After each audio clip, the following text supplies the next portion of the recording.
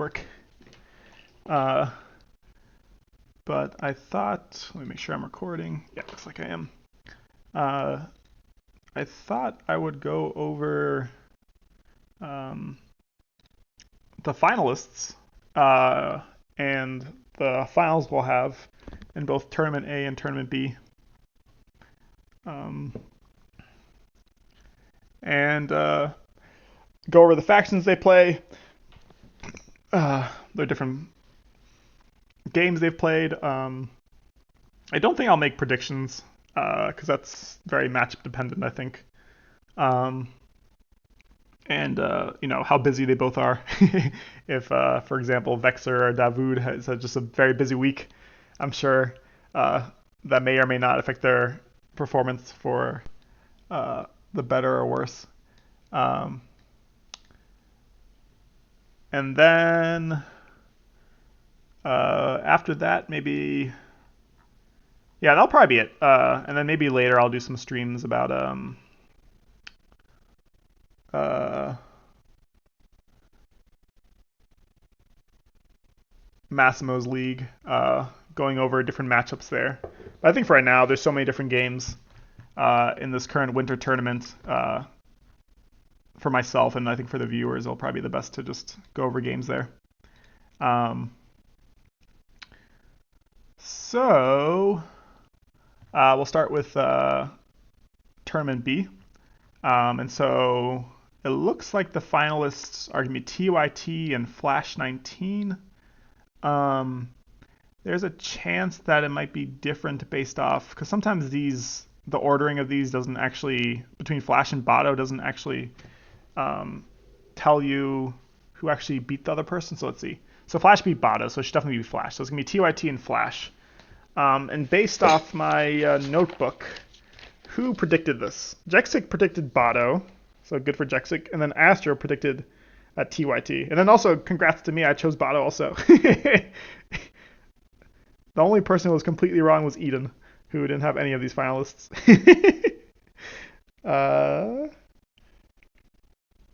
Beast had Psyduck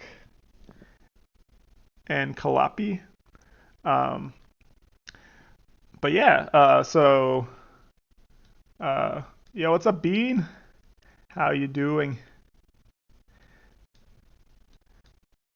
I'm gonna go on I might, warning to everyone, I might go on a rant at some point randomly about a completely unrelated to Summoner Wars, just how bad this trade of Luka Doncic to the Lakers was. So if I sound a little bit angry, it's probably due to that. My God, the Mavericks organization, so angry. But anyways, you're doing horrible, or the trade was horrible, Bean?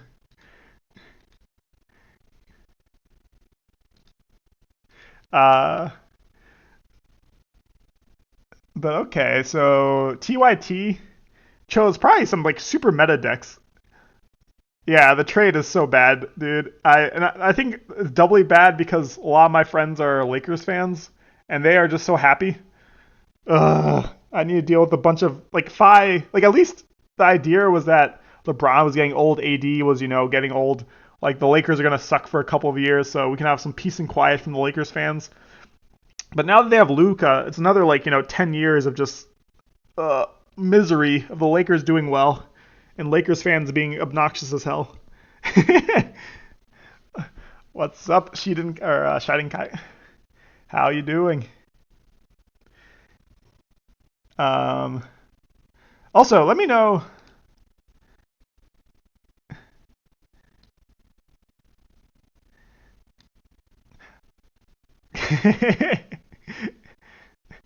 Thanks, Shiden Kai. Yeah. So I'm gonna from now on, I'll try to record all my streams. So I'll put them all on YouTube in case you missed. I know you were trying to last time, but I was having some trouble with OBS, so I couldn't record the last one.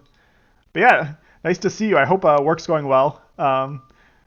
Yeah, dude, Celtics fans are the worst also. Lakers fans and Celtics fans are by far the worst. Just like Cowboys fans are terrible. Though Cowboys fans are hilarious because they always lose in the end. So I always enjoy the slow, the hope at the beginning of the seasons for Cowboys and then the painful ending. But yeah, Boston Celtics fans are by far, and especially since the Celtics won last year. Um, but going back to Summoner Wars, TYT has Crimson Order, Filth, Shadow Elves, and Swamp Orcs. Those are like three very meta decks. And then Flash. Ooh, Flash has some cool ones. They have Cave Goblins, Cloaks, Filth, and Breakers. Okay, that'll be a fun finals. I hope that they have in their top three picks Cave Goblins and Breakers. For the newer watchers, so how the Plat Hat finals works is that it's a best of three, and the three factions you choose. So for when you sign up for a Plat Hat tournament, you choose four different factions, and you choose them in a certain order. You choose your number one faction to number four faction, and so your top three factions are the ones which are always chosen for the finals. Um, so I hope we both get from Flash Cave Goblins and Breakers. Um, was Flash the one who had that really cool Cave Goblins finisher at the end? Was it? Uh, I think it was the one versus TYT. And actually, we can watch that game. They beat TYT's Filth with the Cave Goblins. I think we've already watched this game, but maybe not. I'm happy you enjoy the YouTube videos, Shiden, Shiden Kai. I always mispronounce that name. I think this is the one with the cool Klinger play. Yeah. This was the game where Flash had a really cool Klinger play to win the game. Yeah, they had the through the gate climber to Klinger. Oh, that's such a sick play. And then the sneak. All right, I'm excited for this finals. This will be a fun finals between TYT and Flash, if it's anything like this game. Like, look at this. As close as you can get. 1 HP sneaks, 1 HP demigod, and then a very cool play for the ending. In cool news, and this is a cool announcement, I got both Davood and Vexer to agree to doing a game review after the finals. So most likely this will be a week or two or whenever they both have time after the finals. So I highly encourage everyone. Usually after the finals, there will be a Plat Hat stream where the creators of Plat Hat will actually stream the game and talk about it, and that's very fun. Usually we get a lot of engagement. Sometimes the time is a little bit weird. It's like in the middle of the day, like middle of the workday in America. But it's a great fun. And so once the replays are actually released, I'll try to find a time with Vexer and Davood for them to go over the games. I know Ben, when he used to stream, used to at least for one or two finals, he did a recap, and I thought that was very informative. At the time, I think it was Prophet and Water D. And just to see, I know a lot of people, including myself, really enjoy picking the brains of the two finalists to see why they made certain decisions, how certain plays went, etc. And I know Davood and Vexer are both two very nice people and very knowledgeable people. So hopefully we learn a lot. Or not. I mean, hopefully it's a fun game. Whether we learn or not, I hope it's just fun games which are close and exciting. Uh, let's watch another game from each of the. No, I think we'll just go. We'll do one more tournament B game. So Flash lost two games. They lost to Kalipi, Cloaks versus Fallen Kingdoms, and they lost Breakers versus Crimson Order.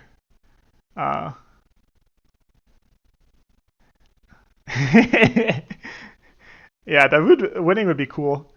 Also, Vexer, I think have people have won back to back. I guess OL has won maybe not, or sorry, it wouldn't be a back to back for Vexer. It would be two Plat Hat tournaments. I think OL has won two, right? Um, but yeah, I would love to have Davood also as a champion. Both of them would be very cool to see. I'm curious. I didn't want to ask, but I'm curious which factions they both bring, or if there's a way to like what are their top three factions. if I had to guess, I guess for me, the one with Davood I'm not sure about is whether he puts Shadow Elves in his top three or not. Because if I think about Davood, I always think about Fallen Kingdoms, Sky Spear Avians. Um, yeah, I'm assuming for him it would be Fallen Kingdoms, Sky Spear Avians, and Shadow Elves. But I'm curious if he put Mountain Vargath, or if he feels more confident with Mountain Vargath than any of those three. But I'm assuming at least Fallen Kingdoms and Sky Spear Avians. Um, which will be fun because that means that we're at least guaranteed not repeat matches. Um, and for Vexer, I'm assuming Shadow Elves definitely. Uh, I would think. I'm curious if he put Filth or Savannah Elves last. I would think these would be the two, which he might have put in fourth. So I think it's gonna be definitely Shadow Elves and Cloaks if I had to think about just what I know about Vexer factions. Um, and then not sure about Savannah Elves or Filth. I would guess, just based off feel, I'd guess. My prediction is Savannah Elves, but I could be completely wrong. All very strong factions. Um, but yeah, it should be exciting. I know that Davood and Vexer faced each other once before in a best of three. That was in Tortugatron's tournament, Turtle Surprise. I think he's hosting another one in March. I highly recommend anyone who's interested in more tournaments to play that tournament. I think it's the most balanced, most fun tournament that there is in Summoner Wars, to be honest. Uh, it's basically you're given three factions, and your opponent's given three factions, which you can choose. And then you don't know your opponent's faction. You don't know which one of your opponent's three factions they chose, and they don't know which one of your three factions you chose until the game starts. And so there's a lot of like thinking about, oh, what could they possibly pick? What can I pick? And a lot of strategy also going into if you pick a faction. For example, if I pick Shadow Elves my first game, I'm not able to play Shadow Elves for the rest of the tournament. So a lot of thinking involved, and I find that very fun. But anyways, Davood and Vexer did face each other in the playoffs, and Vexer beat Davood. I forgot if it was a 3-0 or a 2-1. I just remember that one of those games was hilarious. It was a Vexer playing Fallen Kingdoms, and Davood was playing, I forget, maybe Shadow Elves or something.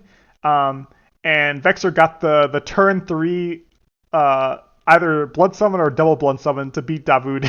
It was like the game was over within 3 turns because Vexer's hand was very nice. It was very cool to see. I don't think we can watch those replays anymore. They're probably all broken because they're from a couple patches ago. But those were very fun games to watch. So I'm excited to watch the rematch. Uh, yeah, I'm happy if either player wins. They're both great players. Um, and either way should be the only matchup which might repeat between the two of them is both of them playing Shadow Elves, which I'm assuming they both have Shadow Elves in their top three. So, um, yeah. Uh, for tournament B, I'm really hoping for Flash to have Cave Goblins and Breakers because that'd be a lot of fun uh, to see. Just some faction variety. Um, but I'm always down to see more Filth games. Filth, even though they've been winning a lot, uh, are always fun. It's always fun to watch their games.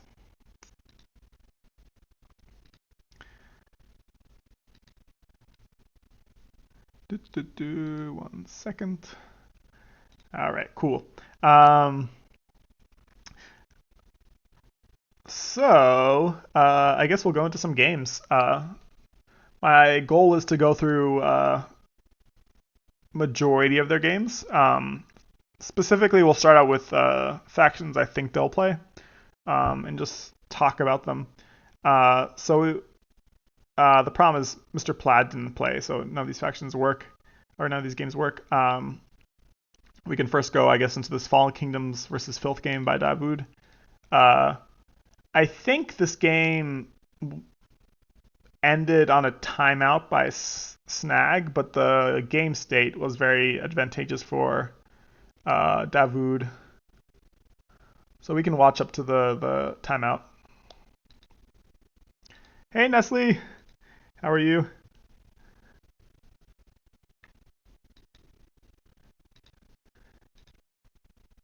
All right. So this is an interesting matchup. I would assume it's Filth favor just because Filth seem to be the strongest faction in the game outside of maybe Shadow Elves currently.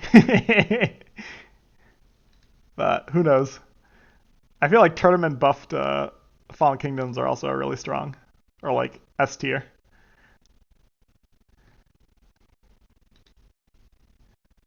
An opponent did 0 damage to the Smather with 6 range dice. That's amazing. Even though the Smasher has a 1 health. Yeah, that's hilarious. Uh, poor guy. Or poor person. That's so unlucky.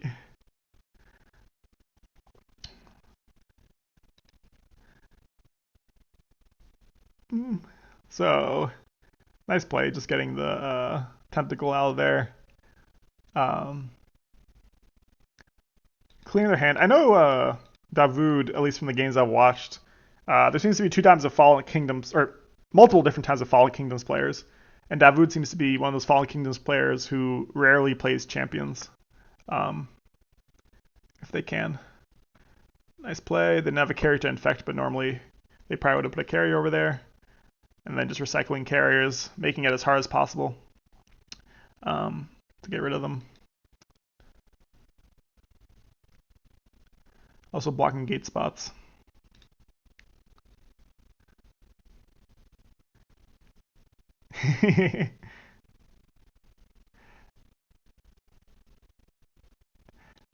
That's crazy. Yeah, no, you're right, Nestle. It's exactly the same. Because there's only one.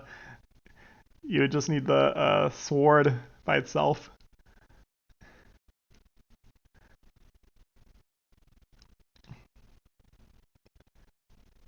Getting the nice damage, recycling carriers nicely. I'm curious about this other archer. What the plan is there? I know that sometimes very combo heavy Fallen Kingdoms players love as many archers as possible for Blood Summon and Purge turns, just to be able to get some crazy reach. Yeah, Bean, they should have went for the lottery. That's 1 to the 6 to the 6th. That's crazy.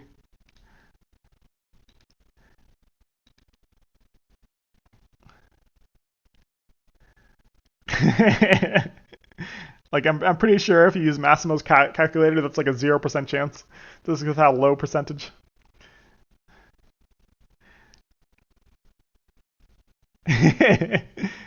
Have you guys ever, Bean or Nestle or anyone else in chat, have you guys ever pity forfeited a game? Like your opponent is so unlucky that you're just like, okay, I just forfeit because like they had a kill shot and then they just whiffed, like a 1% or like less than 1% chance, and then you're like, you should have won this game.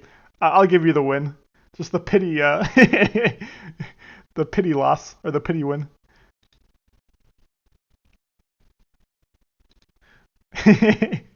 Balance in all things. Yep.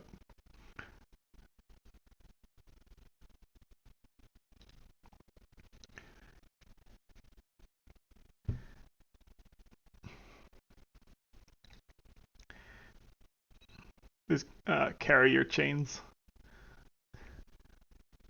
So fun and so annoying. Interesting that snag one for Incanter. I do feel like Incanter is probably decent in this matchup, especially if you have a lot of anointed. If you don't have anointed, probably Incanter is bad because of just how many infects you're giving away. But it seems like they've been mostly using it on a Incanter mutant, so trying to get those 3 dice whiffs. That's always the worst feeling. I'm curious. You didn't go for the. Interesting. You didn't go for the carrier. I guess because the archer has more damage, also you get this front gate spot. Oh no, you don't get it. Beast doesn't have infect. I'm mixing units up. So a very tempo blood summon. Basically, the idea is hopefully you can kill this beast or infect the beast, and then also at the same time get the anoint with the extra boost uh, from the kill from the warrior. So very nice econ plays by Davood.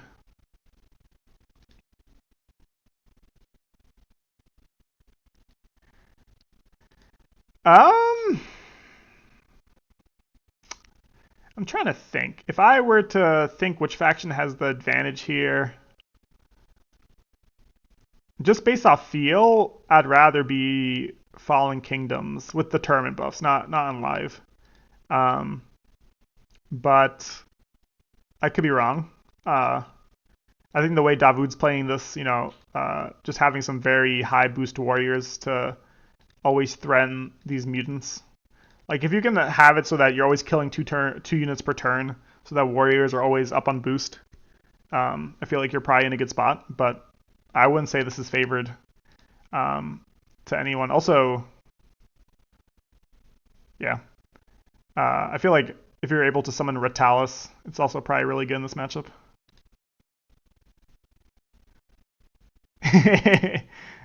Yeah, Davood loves keeping his warriors at high boost.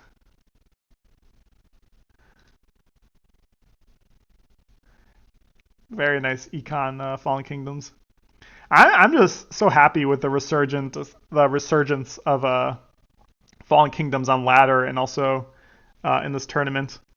It's such a cool faction. I think, in my opinion, I know people hate it, but in my opinion, one of the most fun factions in the base decks released for Summoner Wars. But I think, especially in tournament, they're really like Fallen Kingdoms are really good on econ, and I think both Oliver and Davood show that.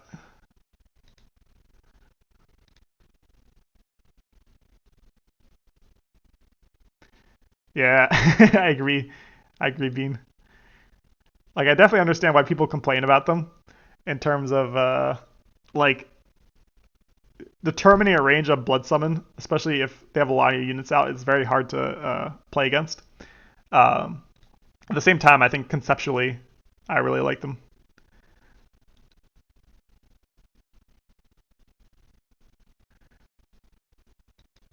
But yeah, I mean, I think I'm not sure if it's because of these double gates here. I mean, I understand why they did it because of ooh, denies the magic. Interesting. Or I guess denies the infect. Uh, kind of risky though, especially with the warrior right there. I guess the idea is that worst case you get down to two. I mean, you can go down to zero if they get a 9 out of 9. Oh, interesting. I guess when you started being, that's when um, that's when Polar Dwarves were the most broken deck ever made. Uh, so probably everyone was playing Savannah Elves and Polar Dwarves, and probably Cave Goblins were good because no people weren't as good as they were currently, or people didn't know how to play against them as well. I think when I started, I only played Fallen Kingdoms for like my first. I was actually curious. After this game, I'll look at my really early game history. I'm curious what I played the most. I joined right when Shadow Elves and Wayfarers got released.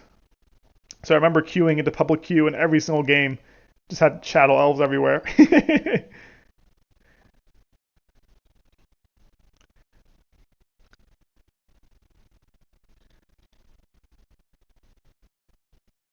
Interesting. I think I would have done Beast Mutant there. I'm not sure if I'd have done Tentacle.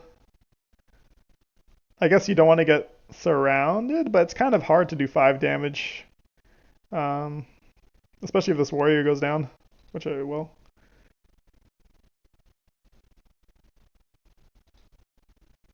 Damn, 3 out of 3.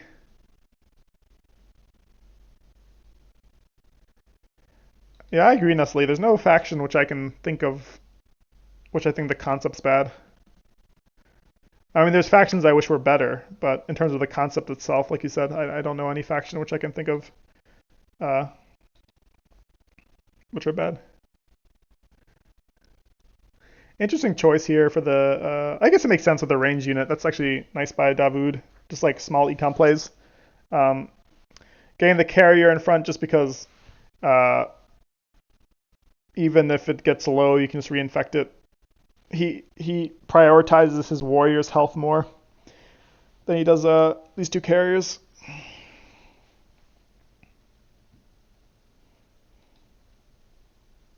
But high level stuff. High level Fallen Kingdoms play.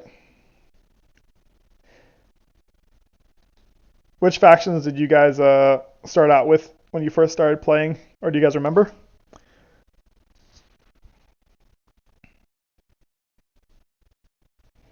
So nice play by Davood, getting the double attack.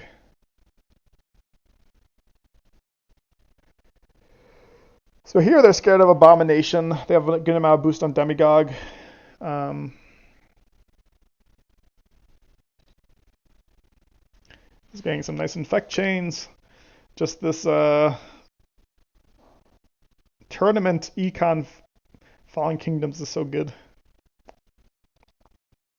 Especially if you haven't used both blood summons, because your opponent always has to play around blood summon, which makes them always go and have to position interestingly. So like even here, right, you're kind of like really afraid. Demigod could just die next turn to like a blood summon warrior, especially if they have a sword. Ooh, the whiff.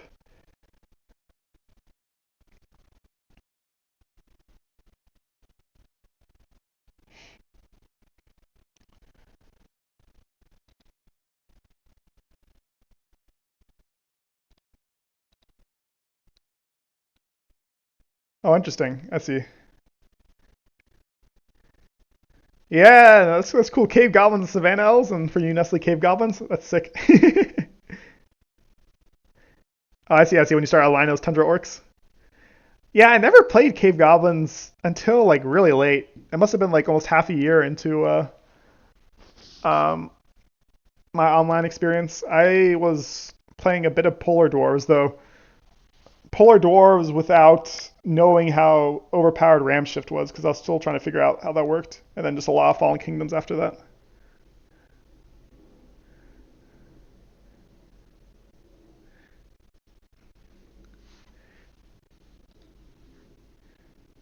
Gets the gate spot. Which one? I'm always. Why did he do Encanter? I guess because he wanted to get a bunch of stuff on Abomination, um, and then move up. Uh, oh, I see. Avians. Yeah, Avians is such a sick faction. I think Avians is. Uh, I feel like Avians is probably one of the better factions to start out with. Yeah, Cloaks and Avians. That's I think arguably one of the better. I'd put that like in my top three releases. Avians and Cloaks, two just super well designed. I mean, Cloaks are a bit broken, but just in terms of design, they're both really cool. Carrier chains. Cave goblins because your friend said they were bad. Yeah, trying to prove them wrong. Cave goblins are a lot of fun. I do want to play them more, to be honest. That's the faction which I have in my head. I know Shoots was always talking about factions. He wishes he wants to play more, but just doesn't have the time to because there's so many good factions, so many fun factions out there, and I think Cave Goblins would be that for me.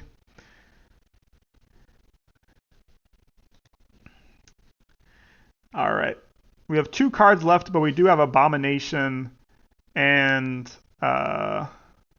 Beast. But Davood has 8 magic. Um, and 4 cards.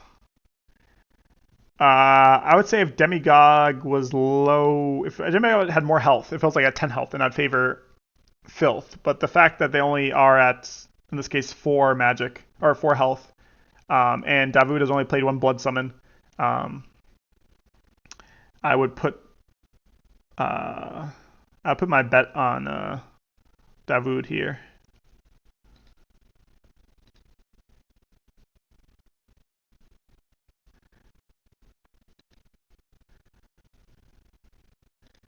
Nice play by Davood. Just very solid, getting a chip damage in, replacing his archer with a carrier because they're forced to go in, and that's when Snag timed out.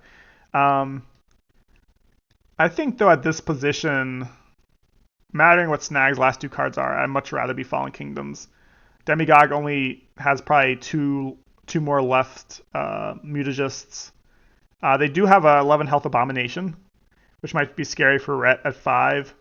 But as long as Davood doesn't raise again, I'm not sure if they have the time to get Super Abomination to get 2 attacks on Retalis.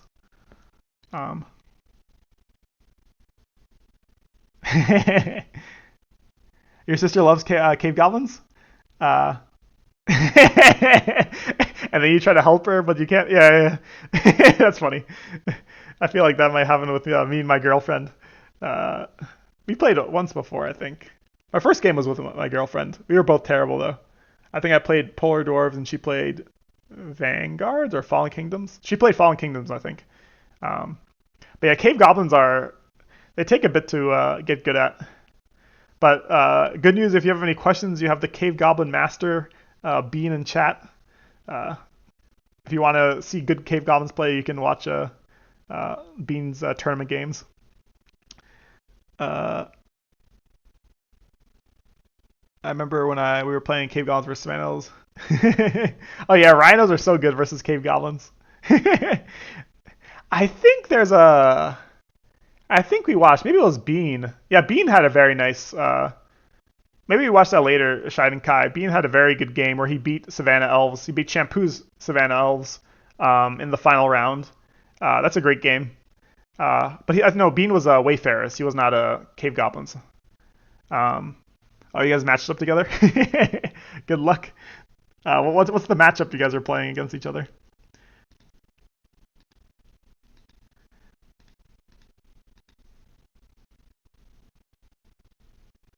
All right. So we've already watched the Savannah Elves versus Sky Spirit Ravens. That's a great match. If anyone wants to see it. Mr. Plaid didn't play, so we won't watch that game. Then his game versus Oliver, Shadow Elves versus Cave Goblins. I'm assuming, especially at a high level, this is very Shadow Elves favored. But maybe if Cave Goblins have the right hand, they might have a shot. What do you think about that matchup, Beans? Shadow Elves versus Cave Goblins. Do Cave Goblins have any shot, or is it just doomed?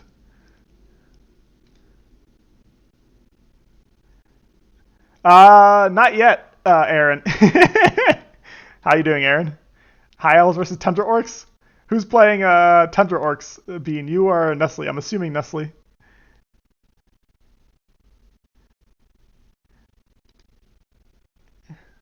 So Davu goes first. Poor Cave Goblins. The free magic here.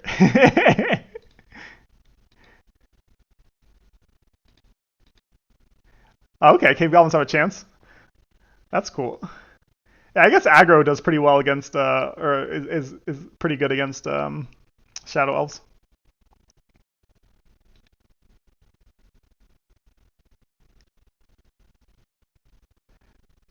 Okay, I'll try not to spoil myself, Aaron. I'll use the spreadsheet to open it up.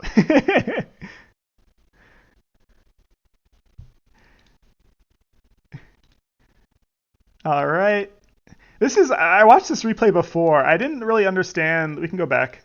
I didn't understand. So I guess it's turn 2. Because I remember not understanding why Oliver did what he did this turn, but maybe I'm wrong. Huh. All right. Who knows why? I don't see anything wrong right now. But when I first saw this, I was like, he did something wrong. I don't know. But this seems like a lot of units for Cave Goblins to have to deal with. And then Davood gets the gate spot. Very smart. Especially because Cave Goblins would love to have a gate here to get an aggressive position.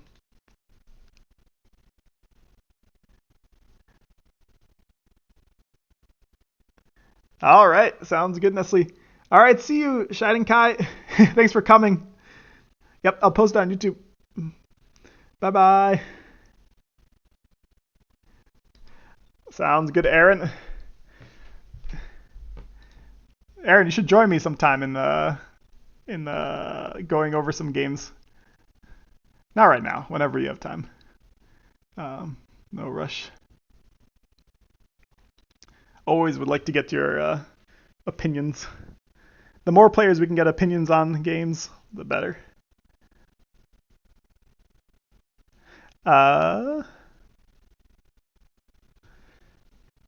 All right, so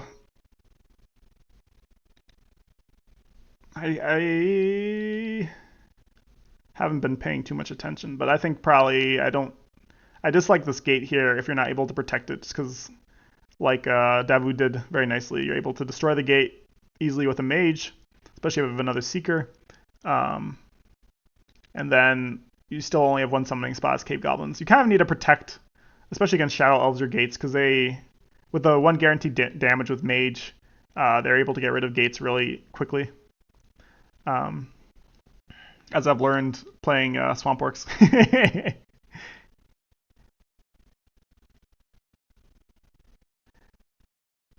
Trying to get some damage on Blarf. Yeah, it seems like Oliver is just having a hard time getting momentum here, which you kind of need with Cave Goblins. And part of it's due to them going second and Davood having a really good hand just to get units out. Oh, they get the Eater out. That said, and Bean can correct me if they disagree, I feel like the Eater is terrible in this matchup. Like, if there's one faction which can make sure Eater always has to eat one of their own units, it's Shadow Elves. You know, just kiting. They're the kiting faction, you know, with return and with Seekers being able to fent. Eat, eat, eat. Like, unless you can get, like, the Eater in their back 2 rows, I feel like this Eater is just gonna be killing your own units.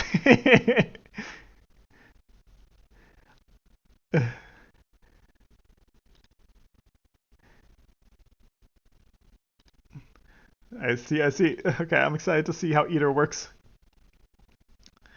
Yeah, against Breakers it also seems pretty bad. Just wind mages constantly kiting the Eater.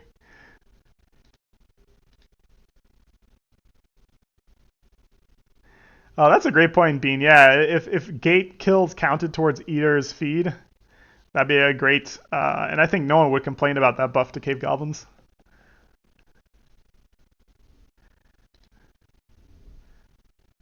Oh, that was a terrible whiff, but luckily the unit only had 1 health. At 2 out of 5. Yeah. It's funny sometimes to see, like, rolls you get which are terrible, but they don't matter. Um, so yeah, I think I've cast this game before. Davood this Eater is getting some value, but a lot of the value is on 1 health units. Sneak Seeker.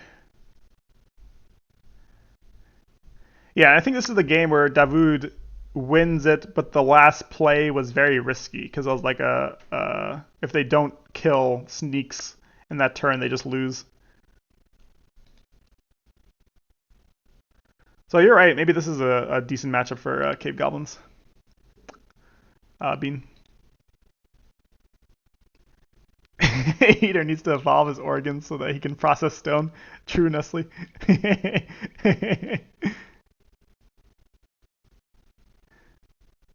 And then this is the all or nothing hit. They get it. I mean, I guess it is favored. What is a 3 out of 6? I think that's like a 70 something. What is that?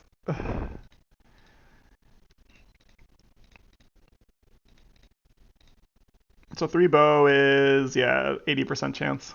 Let's see, Nestle, for you, how unlucky your opponent was. Attacking a smasher to get 0. Yeah, it says it's 100%. Point one. Also, it's not even counting 0% yet. It doesn't even. It's too low percentage. Oh, we can calculate it, right? It's 1 to the 6 to the 6. Like, what are these odds? Yeah. We can. What are the odds of this? We can inverse it. Where's the inverse?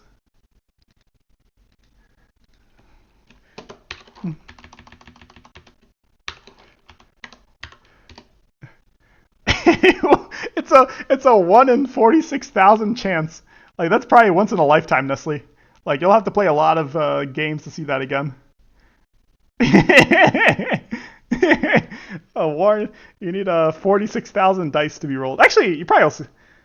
It's probably not that many dice actually. How many dice do you think you roll in an average Summoner Wars game?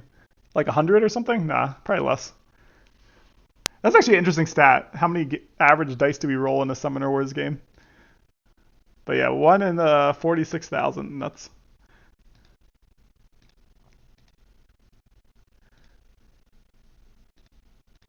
All right, Aaron. Maybe we go to your game next. We shall see. Uh,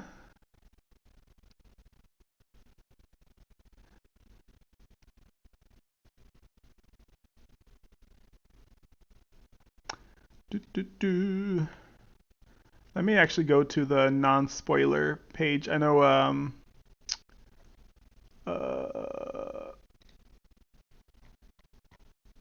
Lime has a non-spoiler bracket, so we can use that one to watch without getting spoiled.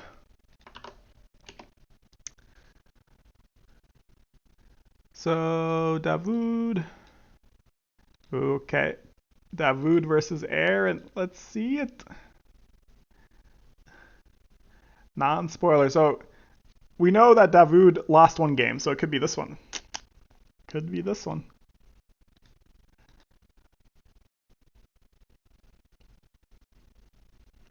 All right, so this is Swamp Orcs versus Shadow Elves. I played this matchup twice this tournament, and the only other time I've seen really this matchup is when Vexer played Astro in the finals.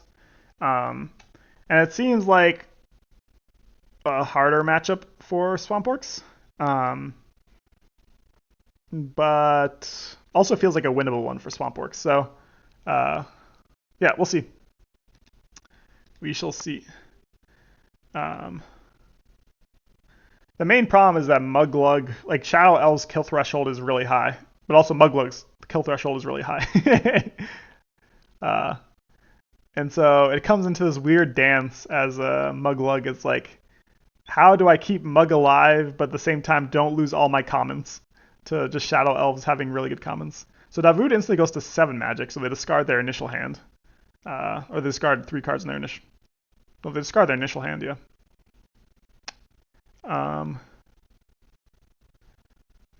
All right. This is a nice chain. It's a nice, nice getting a little poke, keeping Mug alive by Aaron. It's also, I think, it's great advice by Astro. Astro's advice really is, especially with the initial Bog Shaman, don't play around keeping your initial Bog Shaman alive as Swamp Orcs. You can lose games that way. Like, of course, if you can keep Vine Manters and Bog Shamans alive as Swamp Orcs, it's always better. But don't play around it. You have so many Shamans in this deck. You have 4 more Shamans. And, yeah.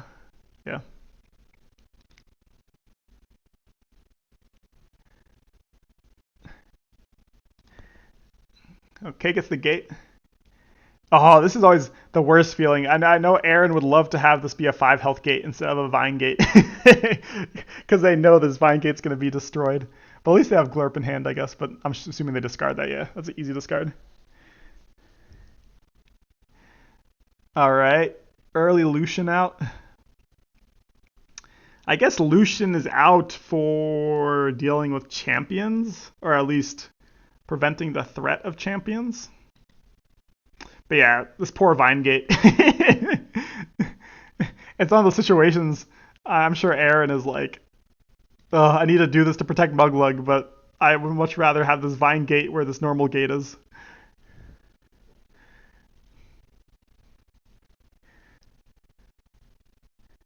All right.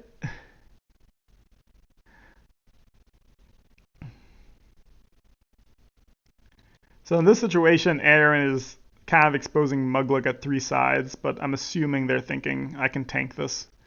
Um, but they get the Shadow Elf special. You just get 9 dice on Mug this turn.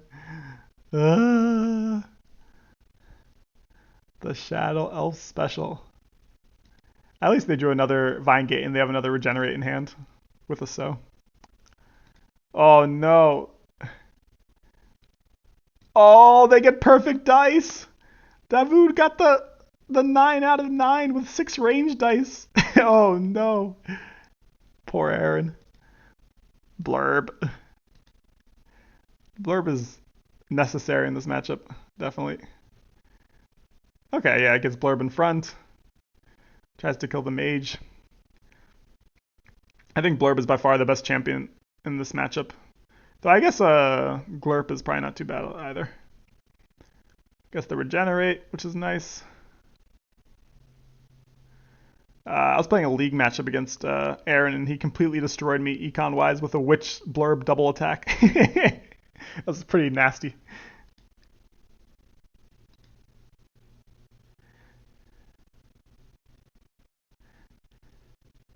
All right. Gets the attack in.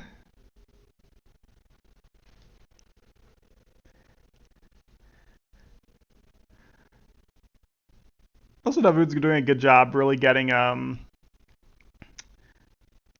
being in a situation where Mug only has one good attack per turn, versus he's able to get a few. Nice play. Uses the Vimaster to get the Witch into here to get a double attack on the Mage with the Blurb. This Lucian is continuing to get boost. Sometimes the problem with Lucian is you just end up with a shit ton of boost and never anything to use it on. And by the time you push up to use the boost, you just die, or there's nothing to use it on because it's too late in the game. There's a Fungal Dwarves versus Shadow Elves game in some finals. It might have been Prophet versus Water D. No, I don't think so. There's a game I remember for way, way back where it ended up like that. Lucian is is bucking. Another emerge. I'm assuming another Blurb. Yeah, Blurb is just too good. Now, this is kind of a scary position, I guess. Yeah, you want here. Otherwise, Lucian would come in here and just completely wreck this Blurb. Nice play. I guess to bring the Blurb back after potentially killing a mage. So just very solid. This is a very Astro. I know Astro likes playing this style also with. Oh, it doesn't get the 4 out of 5 on the mage. That's sad because it's gonna go away. Um, this is a very Astro loves just this very picking one unit, high value unit at a time, just trying to get very good attacks, forcing your opponent to go into your side of the map. They was able to get the gate back. Makes sense. Oh, it gets a 3 out of 3 on the 5-master. That's unfortunate.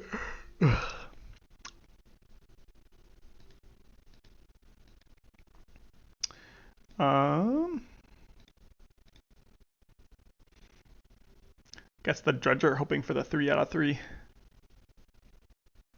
At the same time, just getting boost in the back. This is just very solid play. Oh, gets it by Aaron. But it's kind of scary. Shadow Elves is ahead of cards, has a 6 boost Lucian.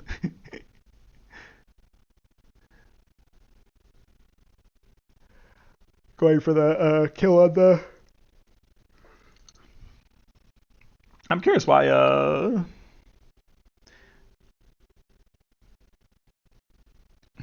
Interesting. I'm curious why Davood put the Lucian back. I guess so that the Lucian doesn't get any pick damage on it for no reason. Don't get like a 2 for 2'd by some common. Uh,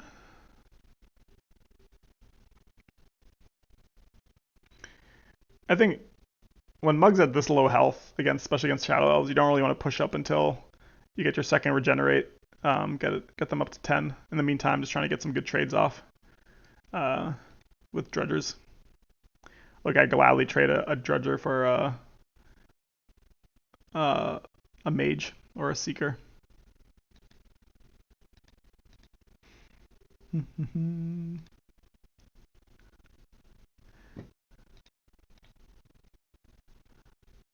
The solution is at 8 boost. Will these boosts ever get used? Because they can't be used on gates, right? Yeah, no, it's just common in champions. Well, I guess you'll not. I mean, I guess the sad thing for Davood is both emerges have been used, so Glurp is already gone for the game. Or Blurp. Uh,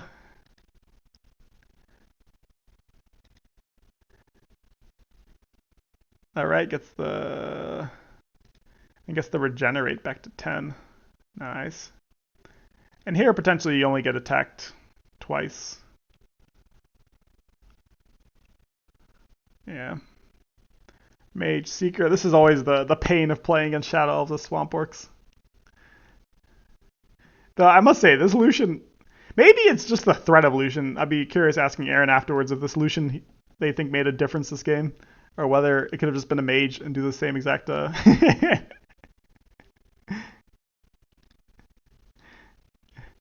Would have the same exact effect. Because I guess there is just like you probably don't want to blurp near this Lucian, right? You just don't want to get one shot, but 10 boost. I don't know.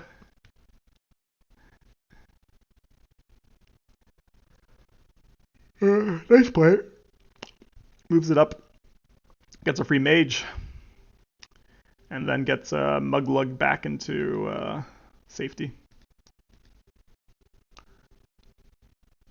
Still has Splack. Splack is probably super good in this matchup. As long as you can stay away from Lucian. 11 boost Lucian. There needs to be a case study done on Solendars. I swear to God, they only shoot 4s and 5s.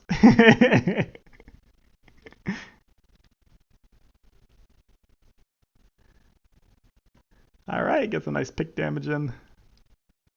If you can get down to, yeah, that's it. If you can get down Solendar to 8, then it becomes a lot more scary for Muglug.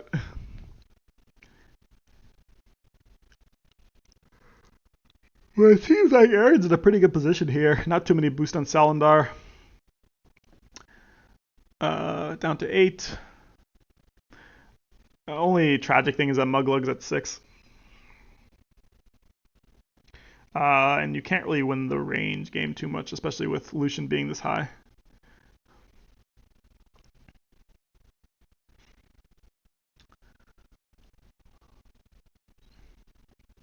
The Seeker game.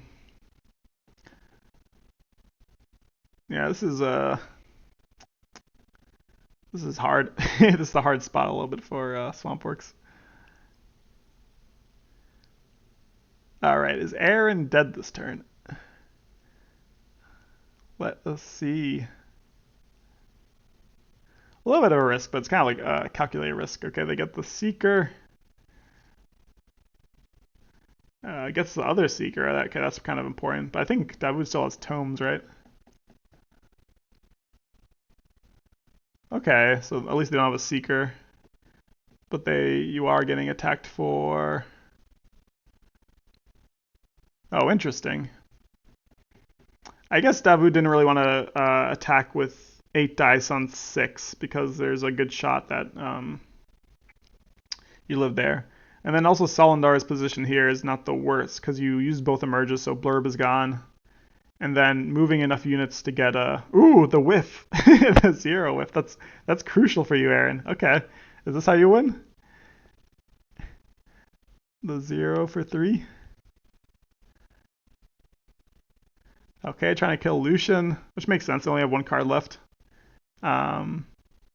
If you can kill this unit and then survive next turn, then you have a great shot of winning.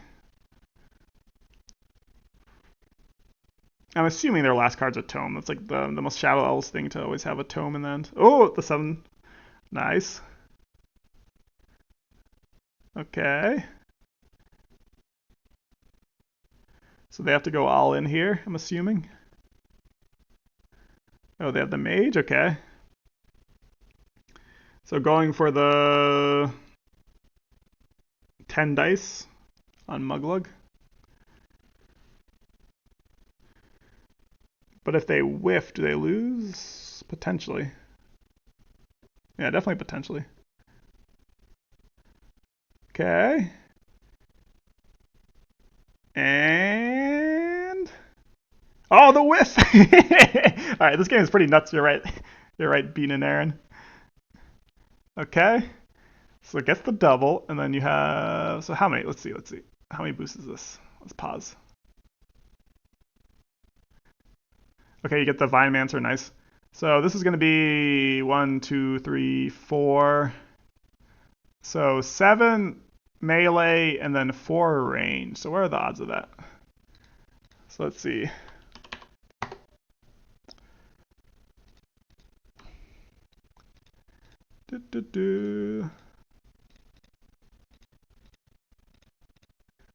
So you should have a 77% chance of winning.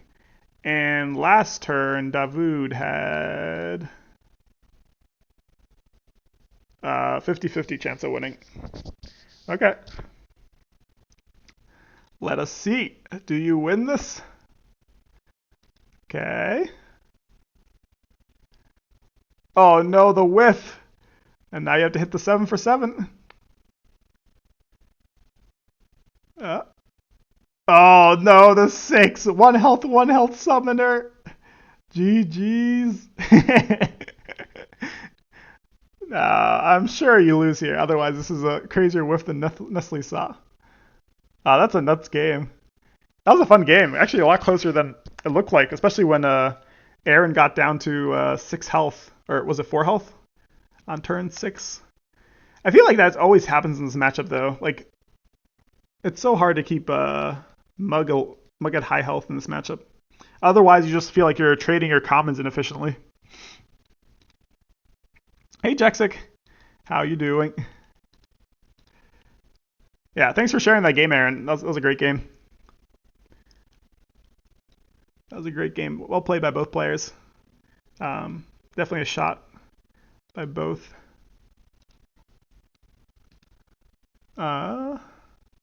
Okay, so we watched both of Davoods.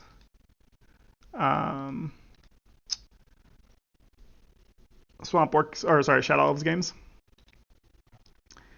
Then we'll go to his... We already watched his game versus Dr. Doom, but we can watch it again quickly. No, I don't want to. I'm too tired to do all of his games we already watched, so we'll just go through them. So we've watched Ciabatta's game versus Davood. We've watched Dr. Doom's game versus... we haven't watched... I don't think we watched the Bradolph game yet. I'm curious. I doubt that Davood has Mount Vargath in his last, but still fun to watch. All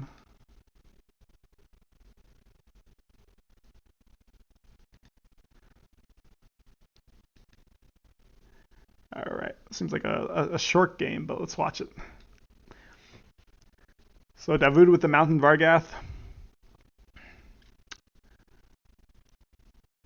Getting a free Mystic kill. Mystic going second. Mystic so useless. Just free magic going second. Alright, gets a nice push into 2 attacks. Also blocking the gate spot with Warden. I'm so... Like, I really do think Hekatea needs to be 1 space back, and then this faction is fine. You could argue maybe putting the Mystic also in a different position, or just, in general, just adjusting the starting position. Interesting.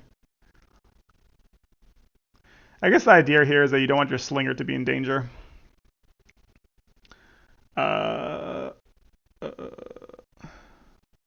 Okay, Hekatea gets the hit. Do I I like this too much by Bradolf. I think there's an argument here for... I'm not sure if I would have done that play exactly. I'd have to think about it, but I think there was probably a more conservative play. But sadly, Bradolf didn't draw any gates, and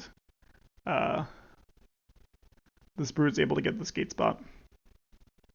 I think there's probably a better play there if I had to think about it, or maybe not. I'd have to rewind it. Ooh, gets a 3 out of 3. So here's the problem with frogs. Now you're stuck at 2 of your gate spots are basically occupied. Oh, that's greedy. That's greedy.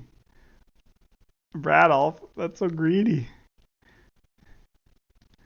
But I guess they hit. But I feel like you're getting charged. And then... yeah, you're getting charged, definitely. Gate surrounded and charged. Yeah, I'm assuming Jexic, it's just based off Davood. I'm assuming it's Shadow Elves, Fallen Kingdoms, and Avians. Ooh! Damn, this game seems so over. It'd be even more over if Davood had a gate, but Davood doesn't have a gate. See, this is the before and after nerf. If this was a pre-nerf, I'm sure this warrior would have a 7 attack here.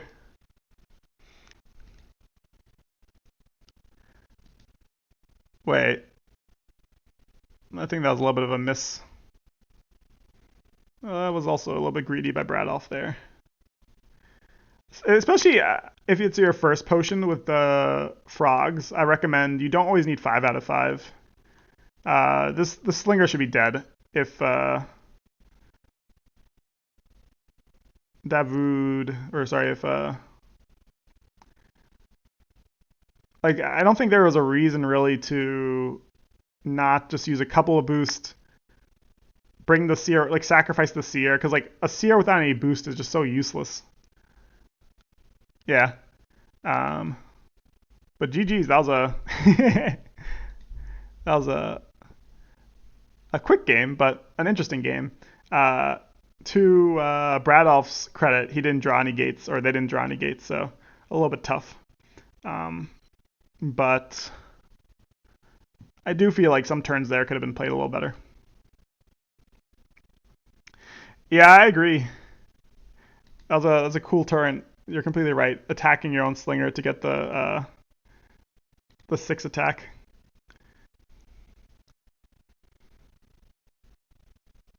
On 3 health.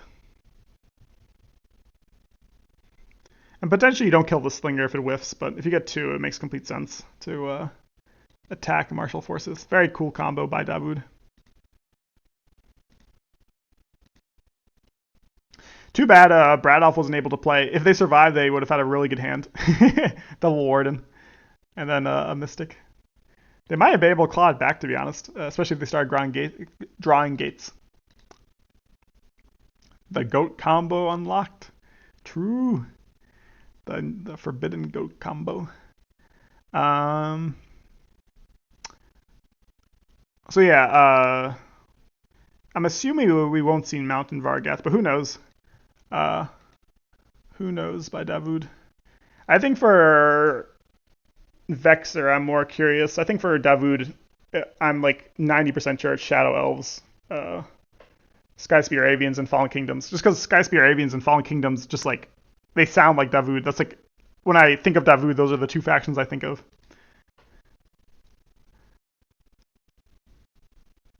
Oh, that's funny. You didn't remember. So maybe we see Mountain Vargath. That'd be hilarious. Imagine if we don't see Fallen Kingdoms and we see Mountain Vargath again. That'd be hilarious.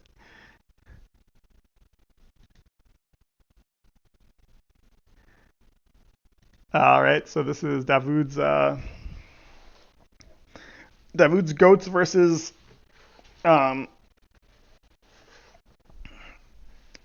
Shadow Elves. So far I've seen in this matchup, it seems like Shadow Elves is winning, but it does seem to come to the wire a lot. All right. Already, this is a very nice position for the goats. Just completely hammering away at this gate. Luckily, Davood does have, or Shoots does have the tome. Um, so even if this gate dies, they can bring it back the turn afterwards.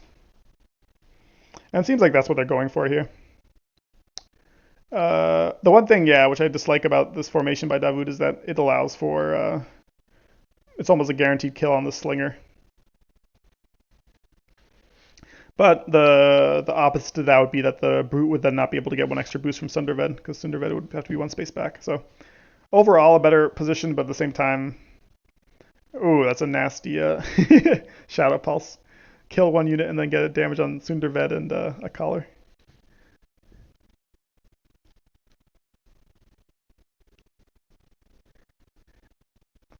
Yeah, if you chose a Mountain Vargath instead of Shadow Elves.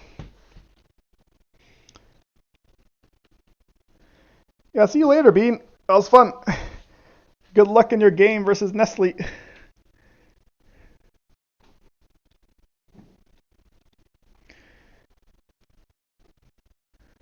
Um, but yeah, no, I'm excited for the finals. Should be a great game. And like I was saying earlier, the cool thing is that both Davood and Vexer both agreed to talking about the game afterwards. So we'll be able to get their commentary, which will be very fun. Maybe after this game, we'll go into Vexer games, and then I will try to think of which matchups I want to see the most, based off the factions I think they're picking. My wish list. Poor Davood's not doesn't seem to be drawing any commons there. Yeah, especially if they discarded everything. Okay, I guess the first 10 health. Would I have kept it there? I think so. They're in a good position, especially with both Seekers being able to get an attack. Seeker is so good in this deck. Uh, yeah, no, I agree with. I'm not sure if Aaron's still in chat, but I agree with what they were saying in the Shadow Elves chat about like, look, Seekers are. I think definitely Vimancers are probably overall the better unit, but just in terms of how good they are in their specific deck, I think both Vimancers and Seekers are just both equally good. Um, just Seekers are just a very well decided unit, which might be slightly broken in their deck. Okay, Shoots is able to get a nice attack here. Even if they whiffed this, do they go for... Yeah. Oh, interesting. Okay, so they just go for the value trade. A little bit risky here. Sunderved might get really low this turn. No, actually, no, Seeker goes in front of here, right? Yeah.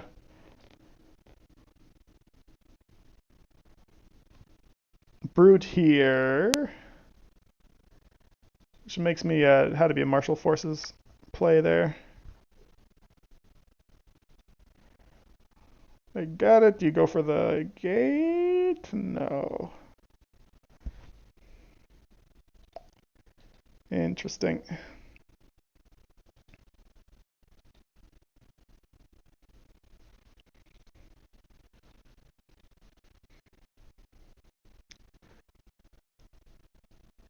Oh, Jexic, Bado's in the finals. That should be fun. Should be fun. Or was it? Yeah, no, it's Bado, right? Yeah, I think Bado's in the finals. Should be a fun time.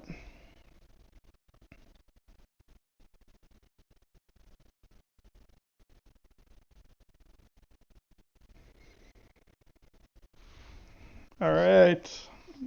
And Davoods hoping for the 3 out of 3.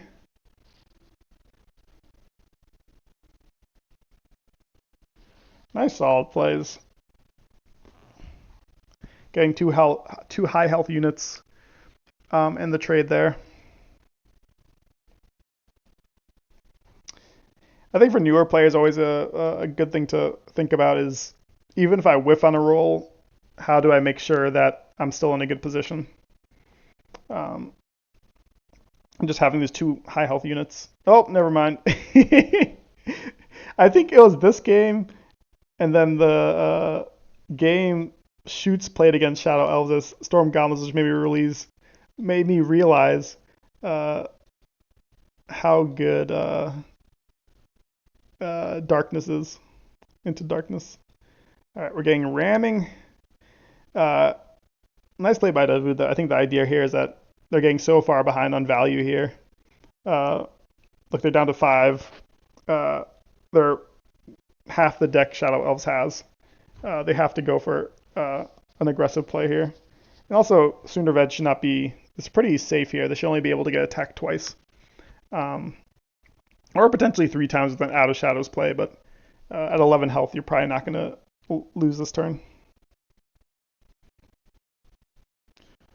All right, the Seeker gets a 3 out of 3.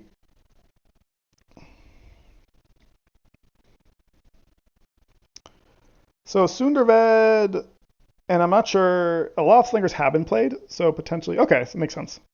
They try to get out of there. Very nice play by Shoots. That way that there's no type of Slinger play or some type of Varn play um, where they get destroyed. But Davood's going all in here unless they have um, that event.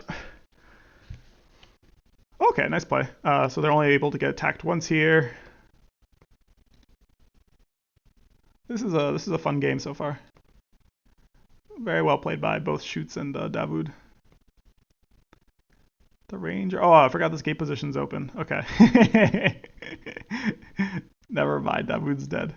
They needed a Sanctity there. Or not a Sanctity, Stronghold. GG's. Seems like a hard matchup for Varn.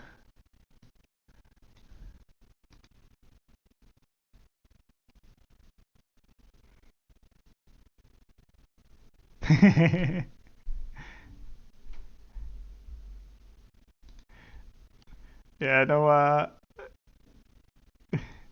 I do want to play, I think maybe I start playing a little bit more Shadow Elves, while they are still very good.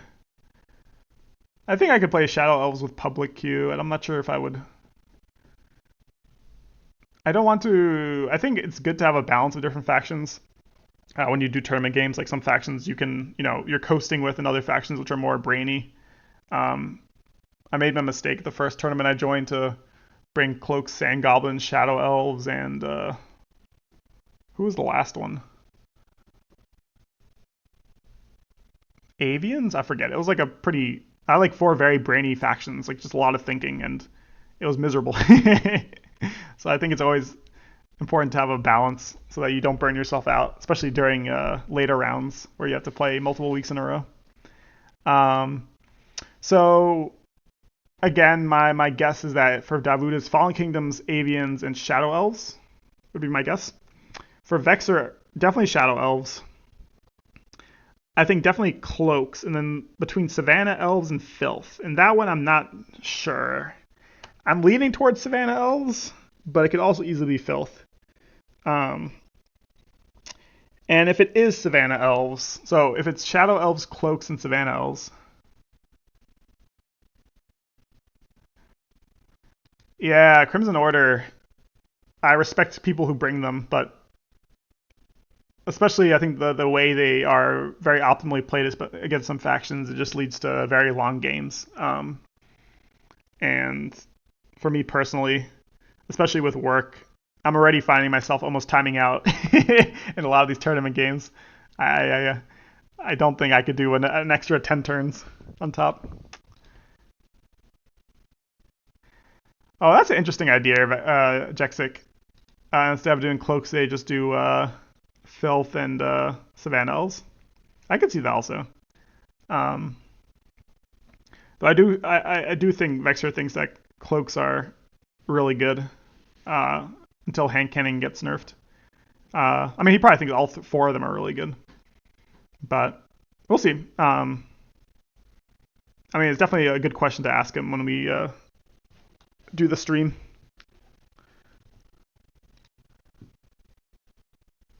he picked them begrudgingly.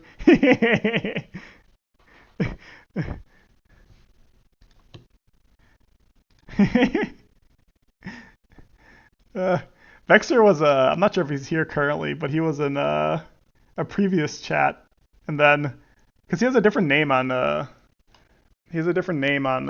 Twitch, and I guess I banned him by accident, so he's been banned in my chat till today. Where he messaged me, he's like, "Hey, you have me banned in your chat." I was like, "Oh, I didn't realize it." So anyone else, if you're randomly banned for whatever reason, let me know and I'll unban you or message me on Discord. I don't think anyone else should. I looked through all the people who are banned and they both seem to be bots. That was funny. Okay, I haven't looked through many of Vexer's games, so they should be fun. Um, Surprisingly, I think I've seen. Yeah, I saw most of Davoods games before today, but the rest of the games were good. Davoods is just so good. I think once you get to like the highest level, usually the players who are at that level, um, look anyone in the last two groups, uh, uh, usually you're really good at comboing and being aggressive, but at the same time also just really good at econ. Um, and I think the reason why is me, you, and Jaxic talked about that. I think a tournament or two ago.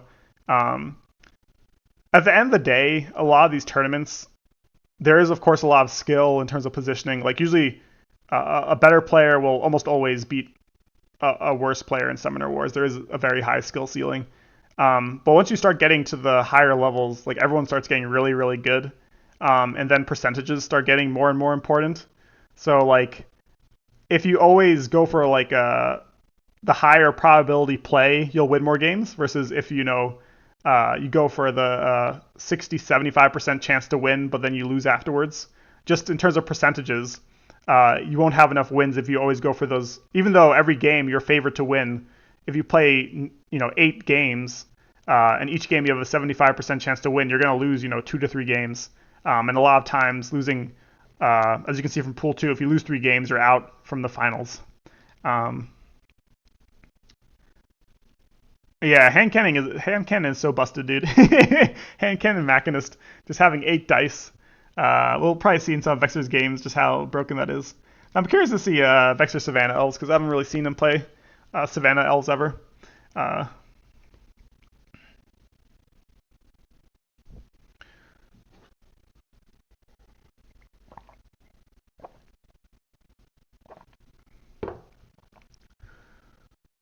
all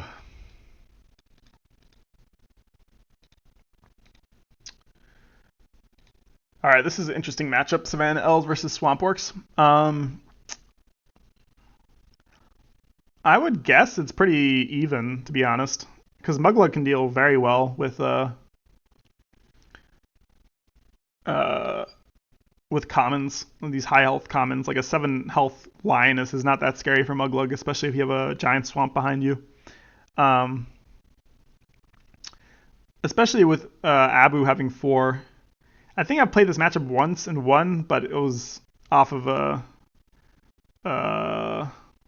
a double witch attack by Mug. I think I was behind if it was not for that double witch attack. Um, Interesting play by Vexer. Actually, let me see that. That's actually a very interesting second turn. What do they have in their hand? Let's see, because we can see Vexer's hand. That's such an interesting play. That's such like a. Okay, so they have Lioness, Medi, and so they have 2 champions basically in power. And the idea Vexer has here is that I don't, or at least what I think they're thinking is that if I play the Lioness, it's going to be at 4 health basically, and it's going to get instantly blown up the next turn by this pushing swamp. I'd rather not give them a free magic, and then I at least have a gate. So maybe they wouldn't have played that turn if they didn't have another gate to play. But the idea is basically I don't want to give them a free magic, um, and I want to boost up my lions to higher health. I'm curious. I guess playing another line doesn't make much sense to be honest, because you can only boost one line with Abu. But interesting turn. Um, Kind kind of doing with this Lioness what Vexer likes doing with Machinus, just putting them in the corner and putting a gate, protecting this line until it's high. Yeah, and I guess the logic is also Abu at 10 or 9 doesn't really matter versus Muglug. If you get bursted, you get bursted, but you do give up this gate spot. Um, hmm, interesting, but very interesting play. So Chimp does what I would assume you would do in this position. Just get a ton of dice and potentially blow up the skate. Was that unlucky or not? I think it was semi-unlucky, but not the most unlucky. That was probably 12 dice on a 10 health gate. Uh, okay, gets a nice Rhino. Rhino seems really good in this matchup. Protecting the gate, getting out of the way.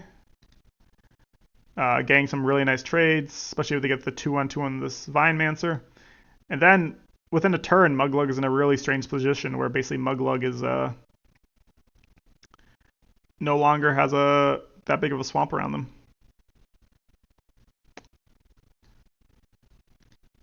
Okay. Nice response. Vexer has a trash hand. Especially if both these units die. Okay. Gets the 3. Do they get the 5 for 4? Or, yeah, 5 for 4. No, they whiff. Whiffed. Lucky for Vexer there. Though, I guess they do have 2 gates, but interesting. This is a interesting gate. Kind of makes sense. If this gate basically goes down, then there's a gate behind it.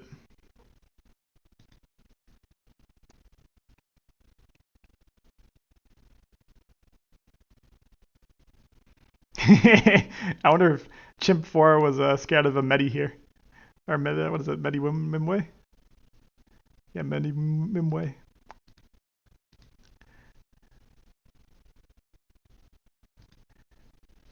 Okay, gets the 2-on-2.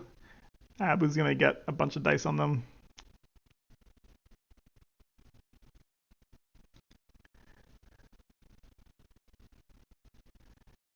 Was there a kill there? With the right hand, I think there was actually a kill there by Chimp. Let's think. What turn are we on? Let me see. With the same hand, could you do that? I'd have to go to the beginning. I feel like there might have been a kill there. I'd have to see it though. Let's see. What turn are we on? Turn 7. Okay, let's think. No, because okay, if they had a Vine Gate over here, there potentially was a kill, especially if they had a Vinemancer. And also the Drudger was in the wrong place. Okay. No. Makes sense by Chimp. Yeah, true. They don't have 2 boosts in the Witch either. Yeah, I just was confused about the Vine and also the Dredger positioning. Alright, we get a Chant.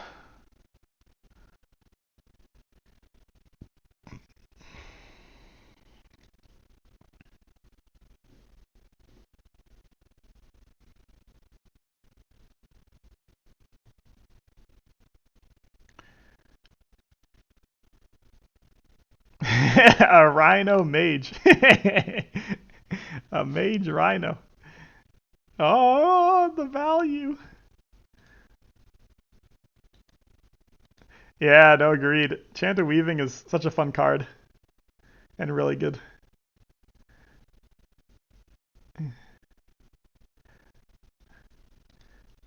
Yeah, nice play by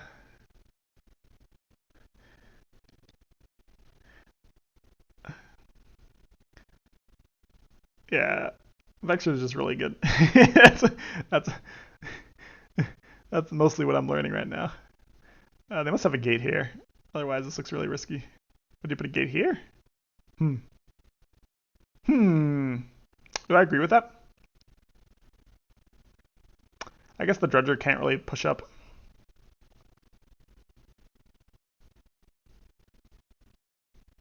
I kind of disagree with this gate, though. I think this gate's bad. Yeah, I think this is a bad gate, the more I think about it. I think they're just scared of getting burst, but you're at 13 health, you still have both regens. Like, even if you get hit for 10, take those two attacks. Because right now, Vexer is really just abusing the fact that they just have much better commons than you do, and they just have a shit ton of magic, so they can summon all their commons. Uh, and these rhinos and spirit mages weave to rhinos are just destroying their backline. And look, Mug's at 13 health. I don't think you need to be too afraid here. But nice turnaround by Vexer. And also, like, to be honest, I don't think Chimp played it badly at all. Yeah. I mean, I think they're playing a little bit too scared, and they're losing a lot of units because of that. Like here, basically, you get two Drudgers for an Archer. Just to keep Mug still at 13. Like, there's no reason for this, really. Um, and it could be, I mean, knowing Astra, probably the way that they would play this matchup is stay in the back and just really get a nice swamp which is protected, and then just get Mug to scoop in a couple of units every turn to hit. But again, here, like, I understand this gate maybe, but it really feels like Chimp 4 is just playing really conservative with Mug's life. Um, yeah. Just some thoughts. I could be wrong completely, but just my initial thoughts. Like, you have Abu at 5. Make them waste attacks, or not waste, but make them use attacks on your 13 health champ, which potentially has two regens, unless they threw them both away initially.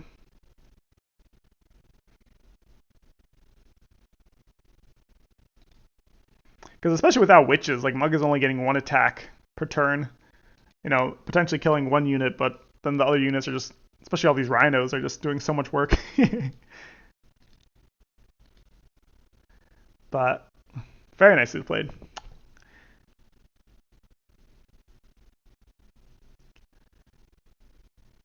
Hmm. This is brutal. Whiffs it.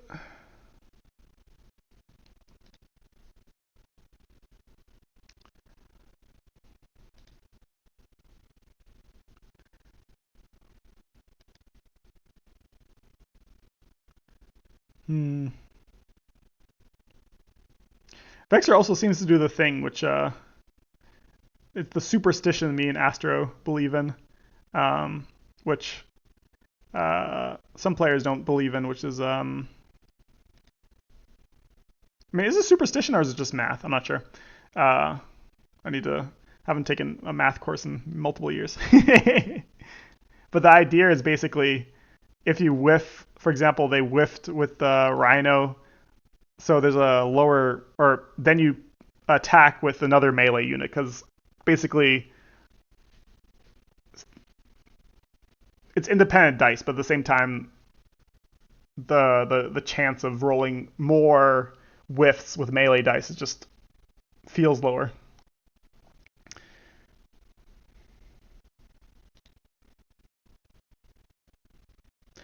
But yeah, here you have to be a little bit cautious with Abu. 1, 2. Yeah, no, Abu's completely good in this position. The first champion blurb.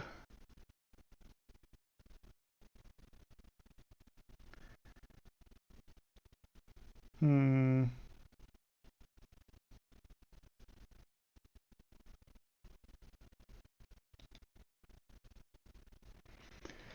All right. Chimp 4 is going for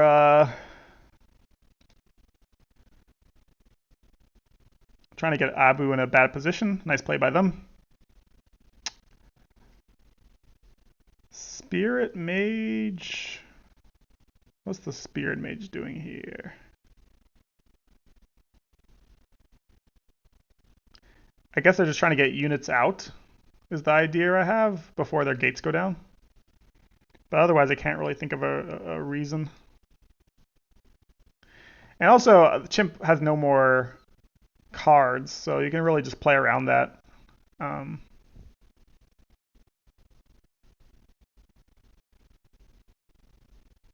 Yeah, I guess the idea is that they're really afraid of both their gates going down next turn. That makes sense. The idea is basically this gate's dead, this gate's surrounded, so might as well just get as many units as I can on the board before I have no more summoning spots.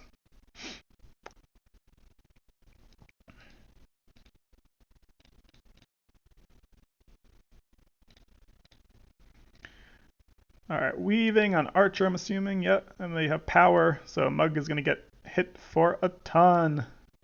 A ton.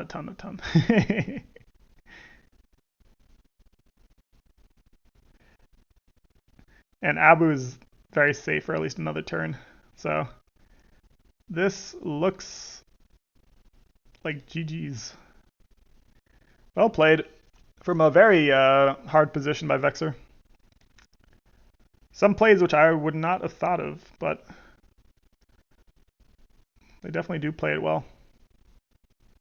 I think Chimp at certain positions had to either commit to playing aggressive and then, you can take some damage. Like, don't get in a position where this happens, of course. But you can sort of play around ranges a little bit, especially when you have more commons. It felt like they were sort of in between strategies of either hard pushing and committing to just clearing their commons and destroying gates. And that can work sometimes, but your timing has to be right. And it seems like I kind of messed them up a little bit. But look, they got pretty close to beating Vexer. So either way, nice game.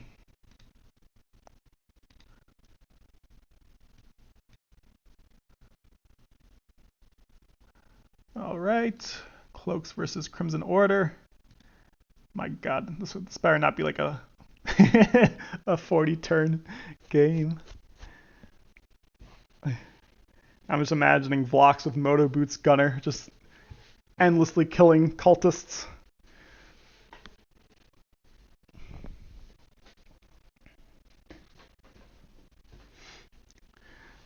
Looks like a longer game, but we'll persevere.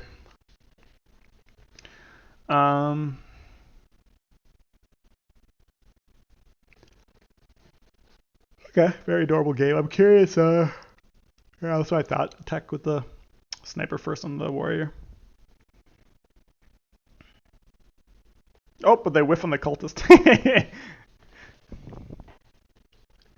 All right, what is Ace Guy's response? Double warrior.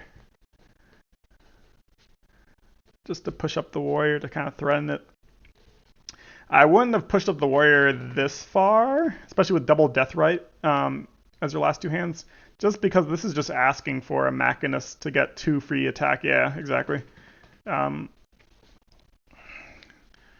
these warriors.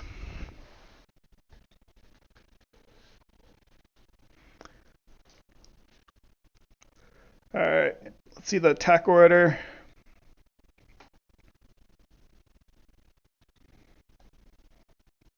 Hits it.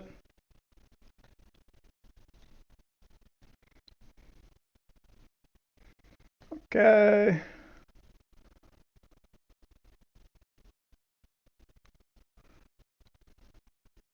Double. So you get the convert. Deathrite. Interesting.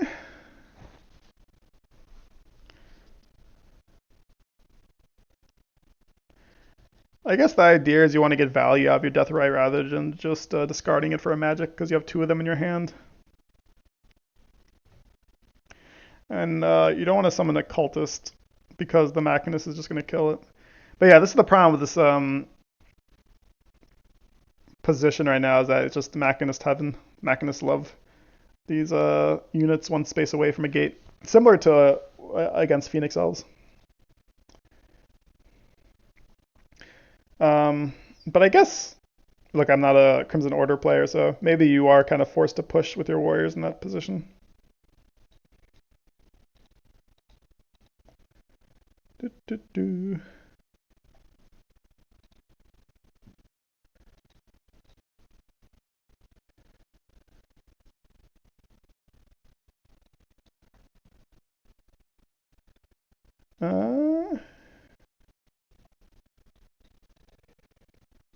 All right, we get the second death right.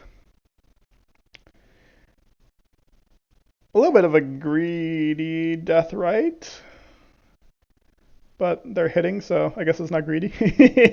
It's not greedy if you hit.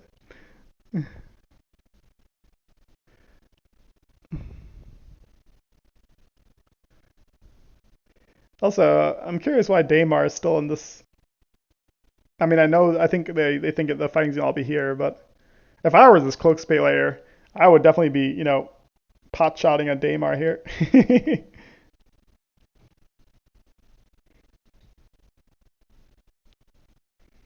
I haven't been looking at Vexer's magic also, especially if Vexer had a 6. Nice gunner play.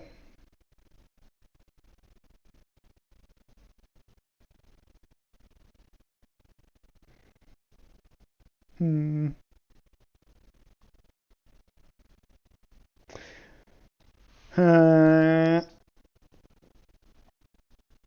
They get it and then get the damage on Vlox. This is a nice position for a Doom just because Vlox getting out of the way kind of needs Moto Boots. Or just takes the extra damage.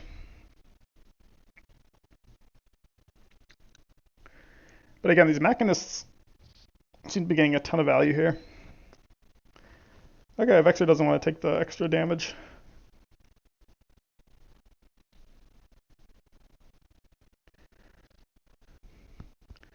Ooh, gets the 3 out of 3, gets some nice damage on this warrior. But the warrior has transfused for next turn.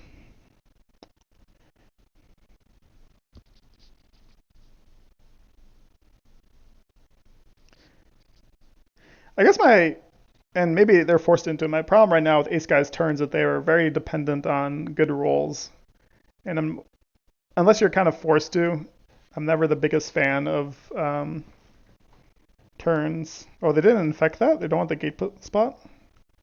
Interesting. I definitely would have infected that. Try to get the skate spot. But I guess they want to clear the gunner, just go for the econ. And they get the 2 out of 2. Hmm. No, that's a better play. I wasn't thinking there. That was by far the better play.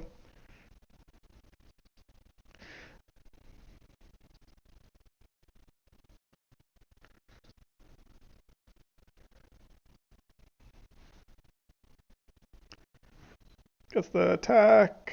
Nice play. Oh, I see. And smoke bombs dagger. Interesting that they didn't want to go for the extra damage with the bandit and then dagger back. Huh. Interesting.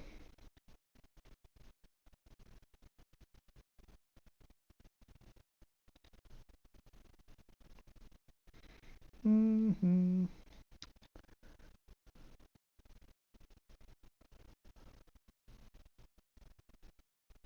But yeah, these games, like you were saying, Jexic, kind of very positional anytime you play against a good Crimson Order player like Ace Guy. Uh, just these long games where you want to be in very good positions. Okay, they get Vanessa, though Vanessa's probably not the best against cloaks just because Machinist double attacks. Oh, the whiff. That's it's a big whiff on dagger. That's tragic. Do we have a Daymar attack?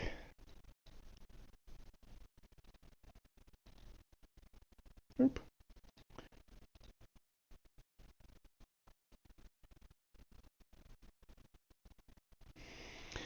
So I'm assuming we get a cloak into bandit into sniper, so Vanessa should be dead. Double attack. Yeah, it does seem like Vexer's going for the base of their attack order. It does seem like they try to go for the if you hit a lot of melee dice, go for a ranged attack. If you hit a lot of ranged dice, go for a melee attack.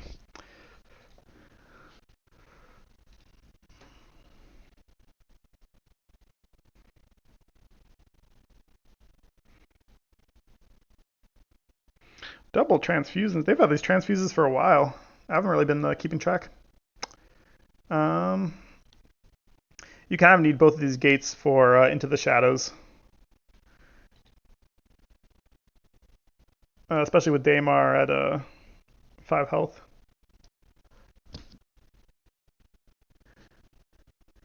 To the Shadow, though, only combat. So in the tournament of power, you can only do combat Into the Shadow. You can't do it before, so a little less scary in terms of the reach Cloaks usually has.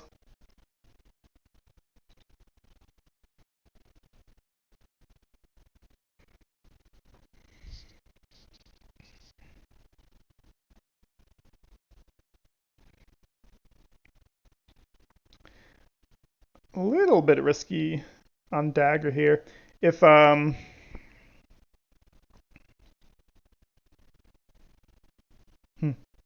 if Ace Guy had a warrior and a transfusion which they had, they could have killed Dagger this turn. But luckily they didn't have any warriors.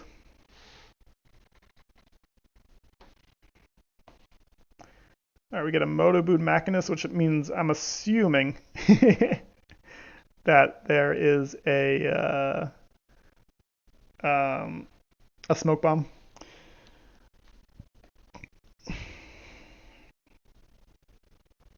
Ooh, gets a 3 out of 3. That's big. Alright. They hit all their dice this turn. Daymar, no luck. Getting any cultists back. I think Daymar's also not gotten too many cultists back this turn. Yeah, there's a smoke bomb. I'm pretty sure you don't do that with the Machinist. Unless you're going for a kill or have a smoke bomb. These transfuses have also just been in Ace Guy's hand for a while. And because they're not getting any cultists back. But I think in their last hand, actually, it doesn't... It's probably not as bad as... Yeah, they still have both their call force. Okay, so they decide to... Okay. Interesting. Okay, so Sin's out. They're just getting their units in very nice positions. Potentially getting a hit on Daymar, though it doesn't look like that right now. But yeah, Daymar is a little bit crippled by his gates right now, because this is going to take at least 2 moves to get back into the safety. Meanwhile, Cloaks have these nice lines of attack right next to their gates.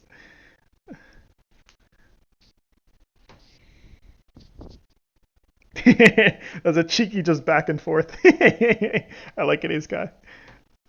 I like it.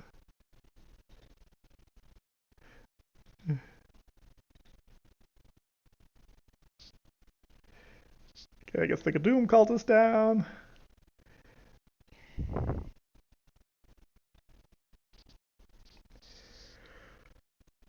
I mean, if you could survive for a couple more turns, you're in a decent position. But these transfuses have just not done shit. I'm pretty sure Ace Guy is regretting not using these transfuses earlier, or at least discarding them for magic. Like, they haven't done anything. Okay, this is GG's. Call forth. The problem is in this position, you can even do like a sniper kill. This Daymar is just so dead. Poor Daymar.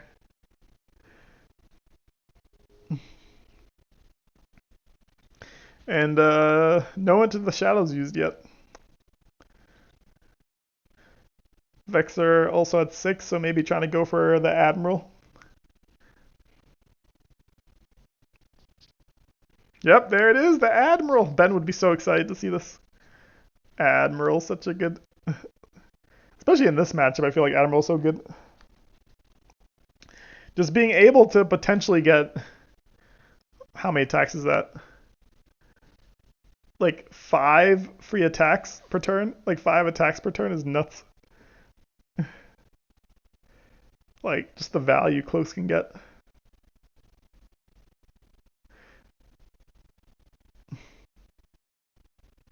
I'm actually curious how many devouts were.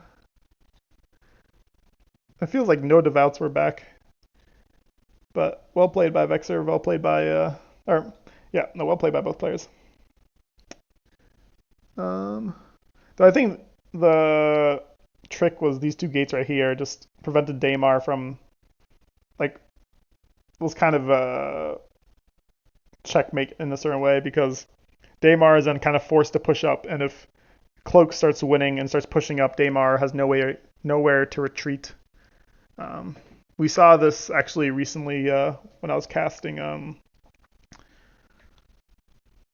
Eternal Council versus Cloaks, and the Eternal Council player had the same two gates, and Edia was just stuck in this corner, not able to contribute at all. Uh, yeah, I know Bean hates these gates. Okay, let's see. I'm just curious about how many cultists were actually brought back this turn, or brought back this game.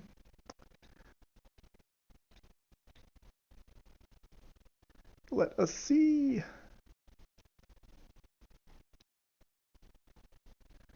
Show details.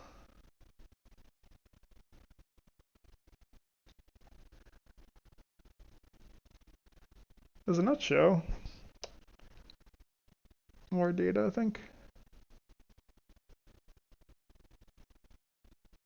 Undying Devotion's only 2 out of 6. So just average amount, I guess. Because there's 2 specials per dice. So exactly average.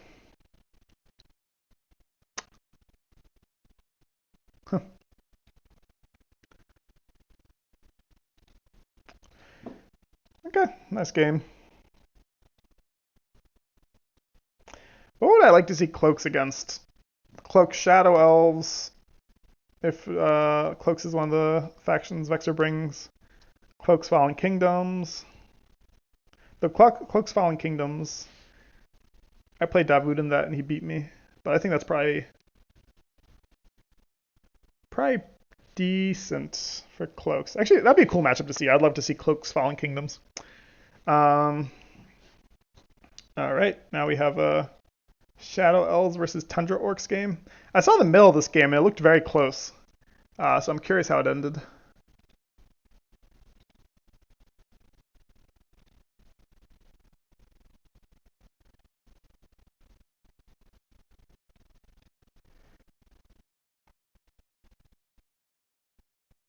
All right, let's see. Cool.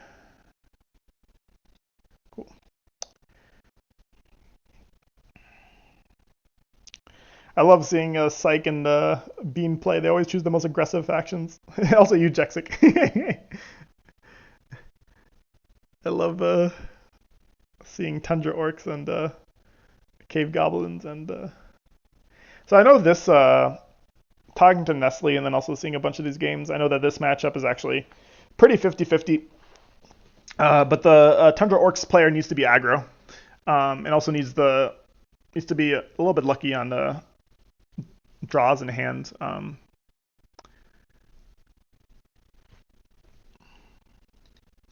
But I mean that's most Tundra Orc games. Tundra Orcs need a little bit of luck, or else they wouldn't be that fun of a faction. The main reason Tundra Orcs are pretty good in this matchup is that they just deal so much damage to gates, and high health units are not that big of a deal for them, just because of how many dice they have.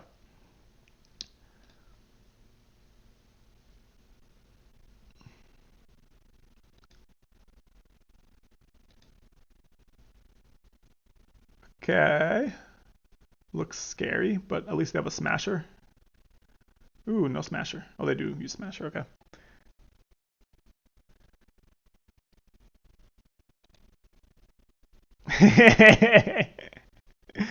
You're used to the infinite boost on Grognak. You can't deal with only one boost on Grognak after deck building. Oh, uses the 4 glory to get some. Ooh, that's a nice roll. Perfect roll by the shaman there.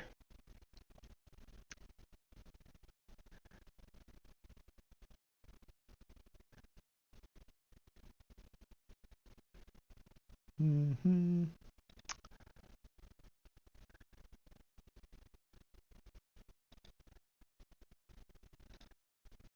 Okay, Shadow Pulse, I'm assuming on everything. I'm assuming they don't leave this gate spot open, though, or else this gate's dead. Okay, interesting. Into Shadow's play. Oh, I kind of like that, to get the Smasher. That's a nice play by Vexer. We got a very nice econ into the Shadows. You'd be pissed on any other unit besides Smasher there. That's hilarious. It works on the Smasher, though.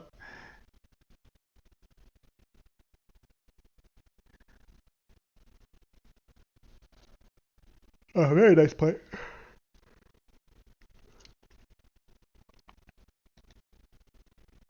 Okay, the big roll here is whether, yeah, the fighter gets it.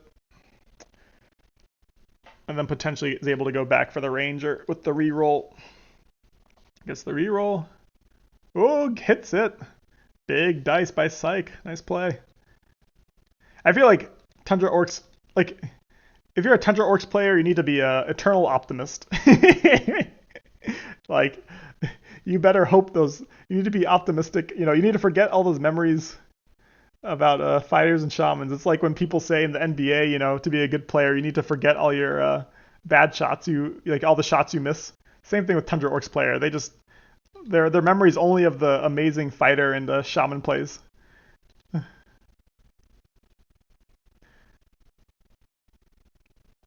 Because like when I play Tundra Orcs, I just get depressed. My shamans never hit.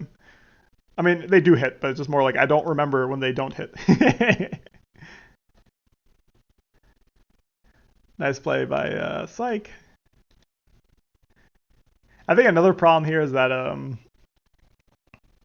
in this matchup for Shadow Elves is that shamans are just weirdly, like they're pretty efficient. Let's say it that way, especially if they hit like 4 health, 1 costs.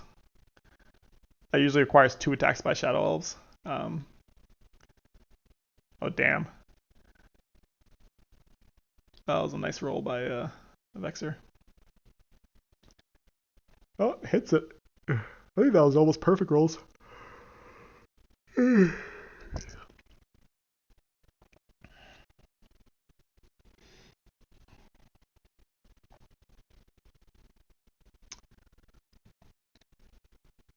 Gets it.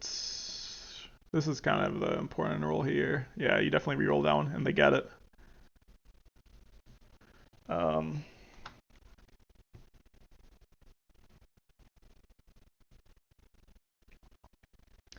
All right.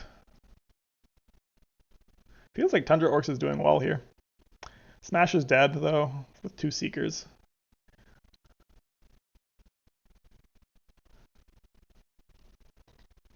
Oh, the whiff!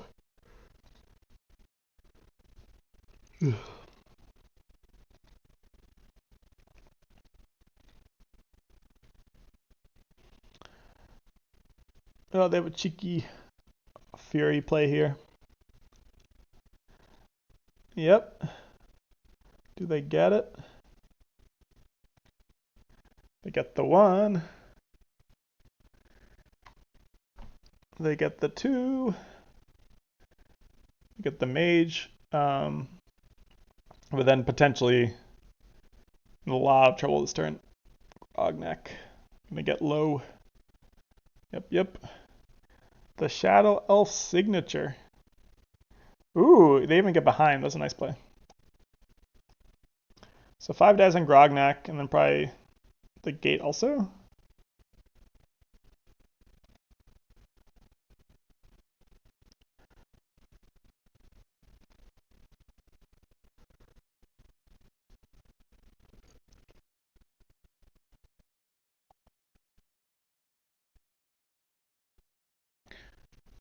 Okay, we got a Shank, and then the freeze is on the knight.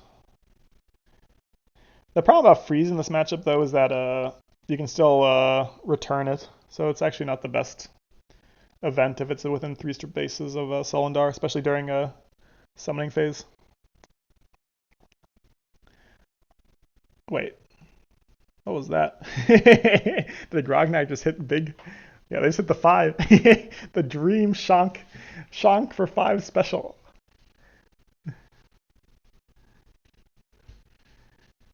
Yeah, darkness play. Tragic.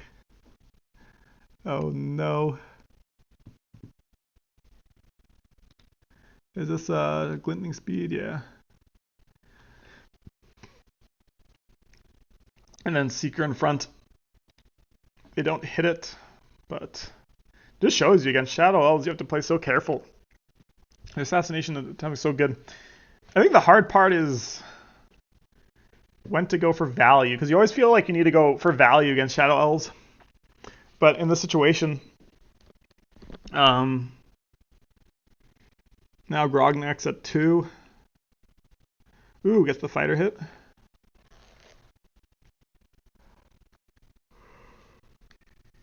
The reroll. Yeah, 5 out of 8 Shunk. Oh, this fighter's doing work. Psych has been getting some good fighters. Oh, but the rolls are not there. That was actually, I think, 2 out of 6. Oh my god, but they got it again. What's happening in this game? Oh, again. This fighter's on a roll. Oh no, it ended. Hits it. Did they get the special? Oh no. That was funny though. That fighter, I think, went what, 3 or 4. All right, they go for the 2-on-2 on Shank. If they whiff this, oh, they hit it. GG's. Let's see. If they didn't hit that,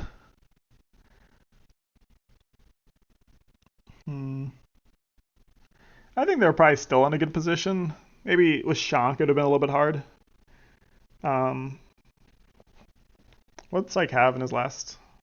They did have a 4 glory.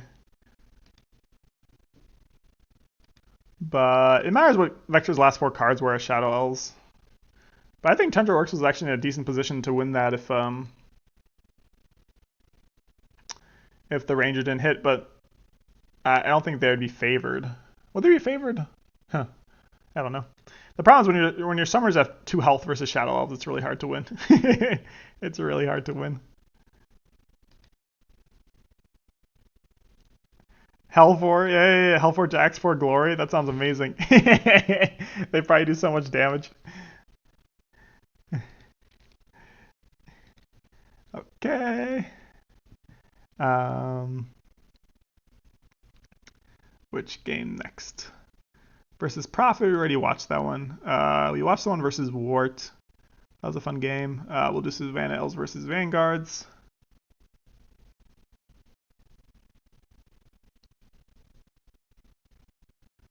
And then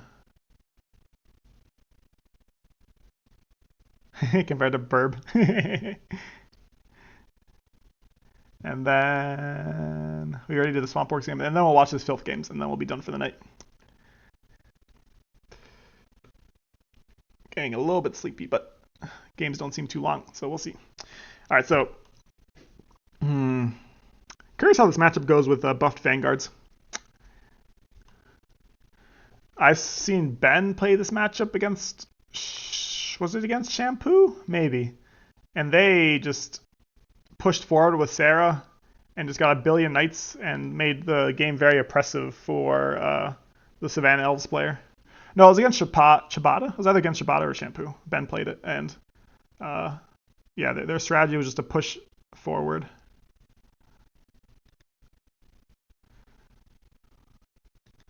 And I think that's what this gate indicates to me, that that's what Vexer thinks that Shampoo's gonna do. They think that they're gonna push forward on this side. It looks like that's exactly what Shampoo's gonna do: push forward and try to get a bunch of knights in the gates. Make it really hard for the Lions to do anything. Okay, gets rid of Colleen. Kind of makes sense. It's gonna be hard to get magic in this matchup, and all the magic you do get, you want to be spending on knights and paladins.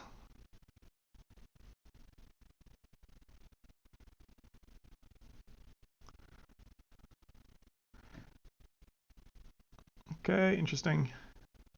Makes sense. Doesn't have enough magic right now for the. Just getting some good damage. And I'm assuming discarding heavy this, or yeah, discarding heavy this turn. Ooh, gets the whiff on the knight. But ends up hitting it. All right, Sarah goes in this position.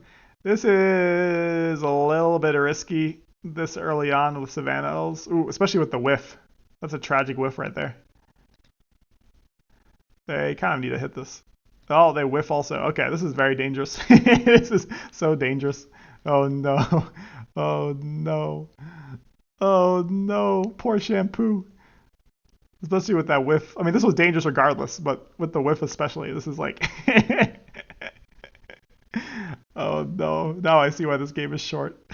Oh no, the chant of power also. Poor Shampoo. The double attack. Uh, uh, uh. Yeah, I think it's. Hmm. Yeah, they discarded all the Shampoo discarded all the champs.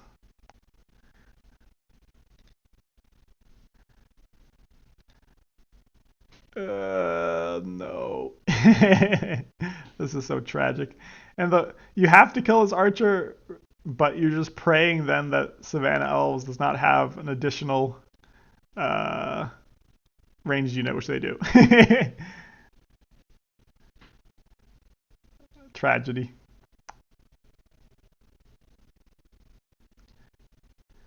Yeah. And then they're trying to say next turn they would have two knights, I guess, to play. But yeah, no, it's just a tragic that this archer didn't die. But even if it didn't die, uh, the push, I think by Sarah, I understand why they did it, or why Shampoo did it, because you feel the need to go in, and at the same time, look, this kind of looks good for. If I just were to look at this turn afterwards, as Shampoo, I'd probably think this is pretty good. But the problem is rhinos. There's a rhino and an archer. Um, Even if you kill this unit, there's a gate spot open. They really needed a gate here or another unit here, but or ideally maybe push Sarah here, then gate their gate. I don't know. It's tough. Maybe just a little bit too early of a push. Not that Vexer is making it early for Shampoo to push. Interesting. All right, off to the Filth games. Filth may be broken, but at least they're a lot of fun to watch. All right, this Filth is versus Bean. Bean's Mountain Vargath. The Mountain Vargath Goat Bean. All right. Let's see. Yeah, this is always the tricky part. If you go second on Mountain Vargath, your gate position is always occupied. And Tentacle Mutant might be the best. There's an argument between like Horror Mutant and Tentacle Mutant. I'd say Tentacle Mutant probably a little bit, just because you can still attack with range on Horror Mutant. But at least Bean has the interesting position for Varn. A little bit more of aggressive position. This position's nicer if there's a ramming next turn, but also more risky because you're probably gonna get hit in the face, which is looking like that's what's gonna happen. I'm assuming there's gonna be a gate here. Yeah. I mean, to be honest, Bean can't really do anything about this gate here. That's just tragic. And especially because they don't have any more gates in hand. Yeah, they get volatile into, and I'm assuming, oh, okay, they do the beast for a boost.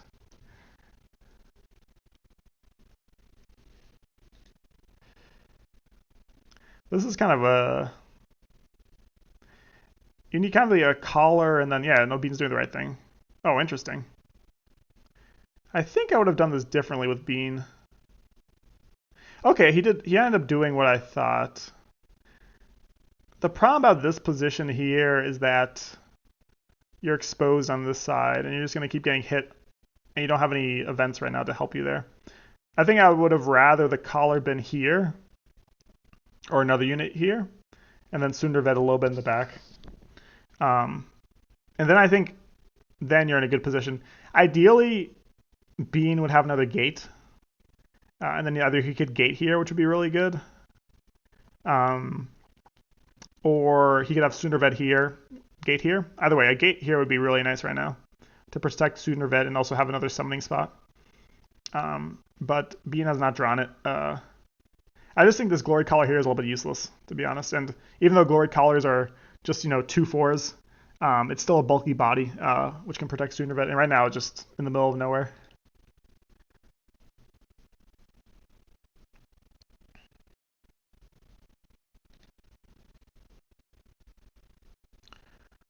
Oh, and the whiff on the Cultist. Ideally, you'd want to get some damage on Demigod here. Tragic.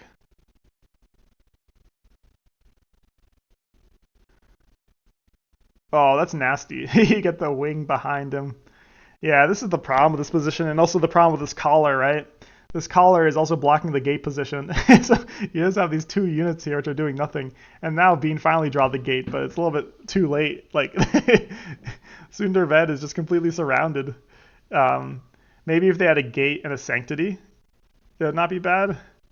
But yeah, just one mistake versus really good players can sometimes, or really good players with the right hand, I guess, can really cost you. And at this point, the game's basically over. Not sure too much. Yeah, and even this gate is like can't really do much. It's like, what do you do? Do you kill this? Vina just like has a bunch of very unfortunate decisions right now, unless they draw the sanctity soon. Because you're kind of forced to put the gate here, but then this gate's kind of useless also. Yeah, you're right. Yeah, you're right, Jexic. Bean was, yeah, trying to threaten ramming with Sundervet.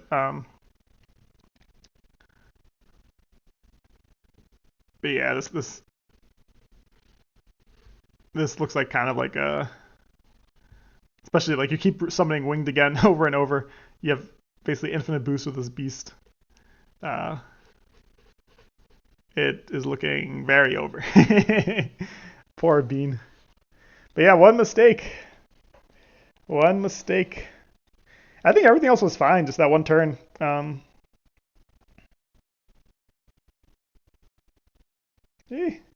I bugged? No, good. Oh, there we get able to get Torridon out. Nice. I mean, there is a shot though. Not looking likely. If you had or if Bean had a Sanctity, maybe, or Sanctuary. What was that card called? Sorry. But yeah, this game's over. This game is very over. Demigod goes here, right? Yeah, then you get the double attack.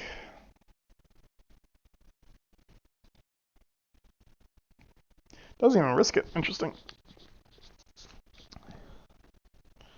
Yep, unfortunate game. Stronghold, sorry, not Sanctity. Stronghold. Thank you, Jexic. All right, the last game of the night. This one I watched before, but I remember being very tired when I was watching it. I think Nestle watched it with me.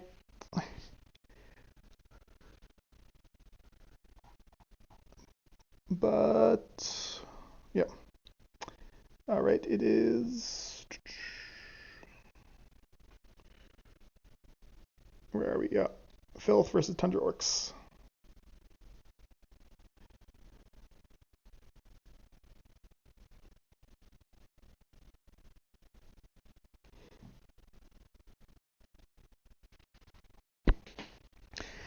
All right. Nestle says that this is a pretty even matchup in his mind, or in their mind.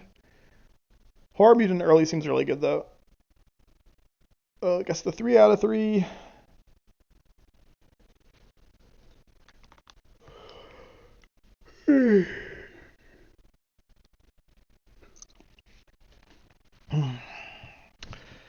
Smasher, I'm assuming gate over here.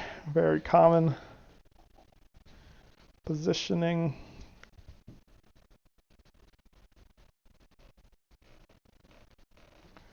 All right. Looks good so far.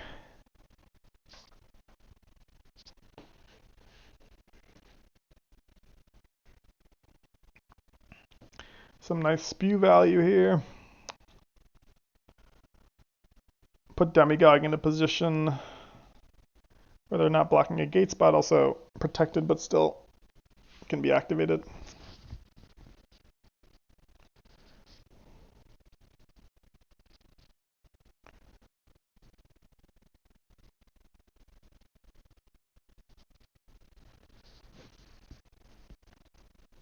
Okay, they hit the 4 out of 4. I think this was the turn where I was like, what are they doing? Yeah, I didn't understand this attack order. Because I think you always attack with the shaman first here. I don't understand why you would attack with the fighter first. They may have forgotten. But it just seems really greedy. Because if you attack with the fighter first, basically what you're hoping for is attacking the tentacle, and then another good roll, and then going back to the anointed, and then attacking demigod with your shaman. But that is so unlikely. It feels a little bit, yeah. I don't think it's the best play. Let's say it that way. Um, what I would have liked to see, yeah, no, I don't see it. Yeah, just optimism.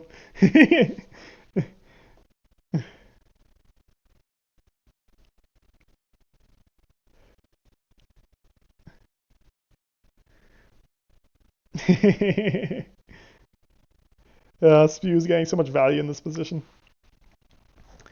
Ideally, maybe block this gate spot next time. Not sure. Not sure. Maybe they didn't have the magic. Or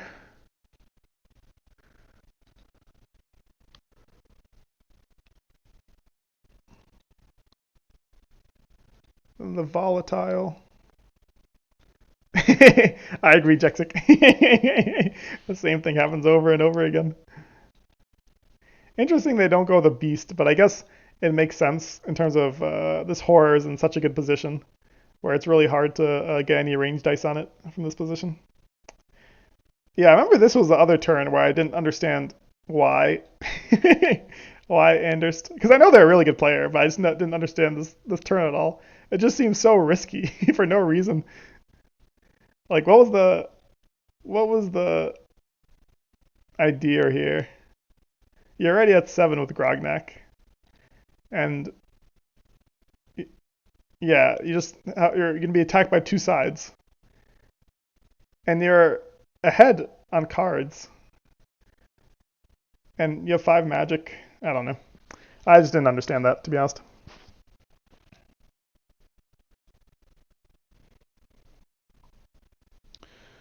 Gets the horror in the right place. This seems they must have horrify, or else Demigog's in a really bad place here. They get the 4. A little bit lucky, yeah, but the horrify solidifies it there.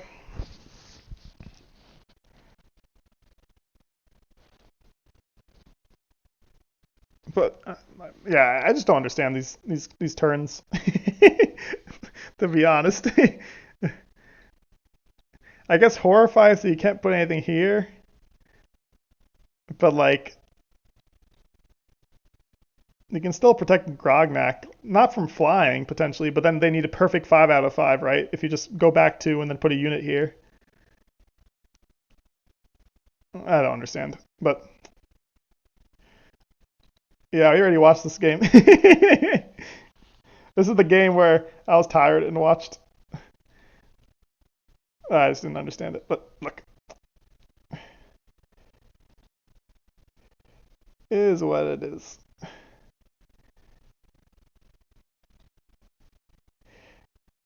Alrighty.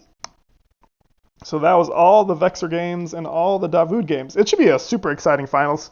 My hope is that we see Cloaks versus Fallen Kingdoms, and we see what faction do I want to see Davood? Oh, I want to see Skyspear Avians versus Shadow Elves, because that's a matchup which I've seen Skyspear Avians win against good players a few times, and especially Davood. I think he's did he beat Vexer with it, or did he beat Massimo? It was one of the two he beat with Skyspear Avians. So I want to see that. Skyspear Avians Shadow Elves. I want to see Fallen Kingdoms versus Cloaks. And I want to see, I guess, Filth versus Shadow Elves. So Vexer's Filth versus Davood's Shadow Elves would be my.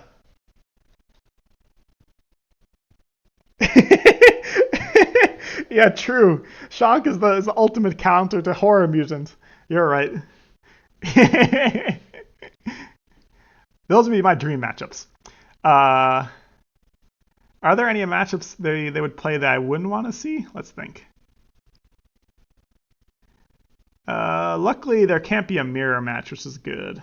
That would be the most miserable, I think, is if we had to watch. Though it would be cool to see who's the best at that matchup, though. There's a lot of other variables there. Um, hmm. I mean, I'd love to see Skyspear Avians versus Savannah Elves also. Skyspear Avians versus Cloaks, to be honest, I would not want to see. Uh, I do think at a high level, that's probably pretty Cloaks favored, though it could be without summoning phase into the shadows is actually not the worst for Skyspear Avians.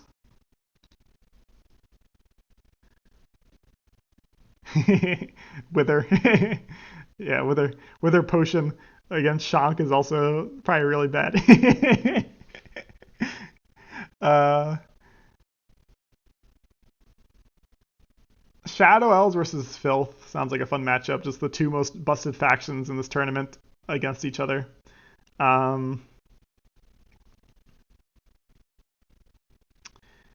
if Davood plays Mountain Vargath, I would like to see Mountain Vargath versus Savannah Elves, I guess is the most even. I think against Cloaks, it could also be relatively even, but I think the problem with Mountain Vargath versus Cloaks, at least in my experience, is that the matchup is very swingy. Like a person gets ahead and then they stay ahead. It feels like in that matchup. Uh, like either Varn or sorry, either um, Sundar gets like surrounded and dies in the first couple turns, or Mountain Vargath gets a nice giant blob inside of Cloak's face and just surround their gates and win. Um, yeah, Blinding Flare versus Shank.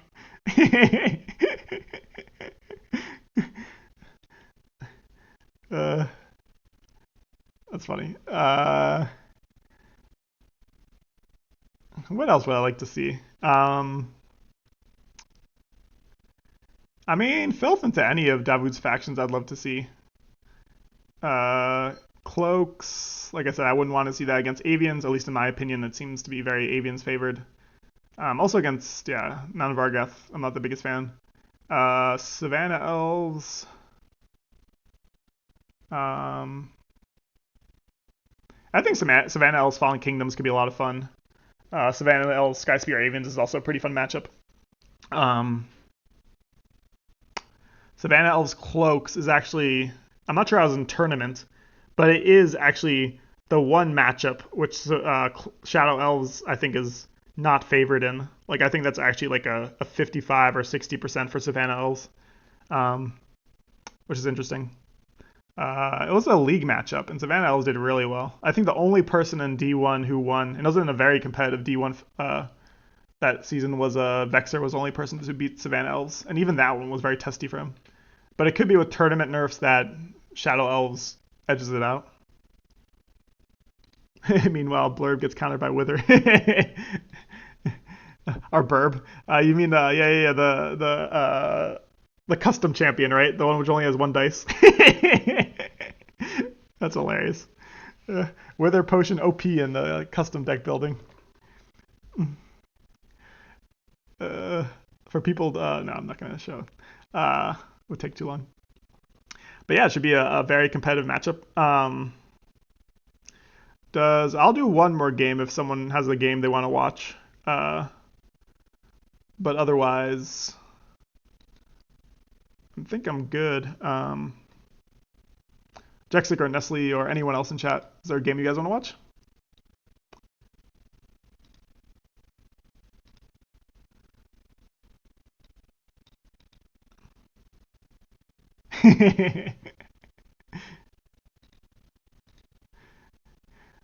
Because Burb is a hit. Okay, sounds good.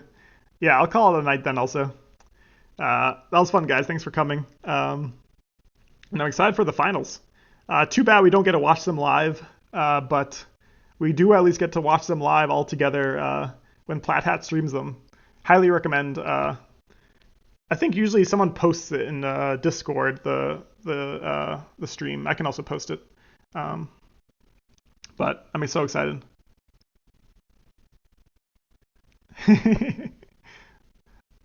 Burb is such an obscene champion. It's definitely Burb is definitely like a Tundra Orcs champion. It's just like you need to believe in your luck. You know.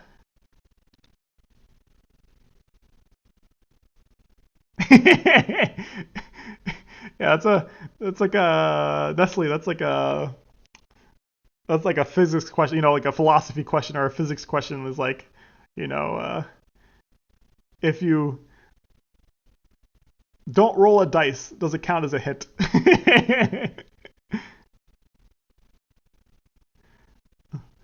Yeah, we should text a we should test a Jexic. All right. Anyways, good night, guys. Sleep well. Yeah, DG. I can see DG not being the most popular in custom decks.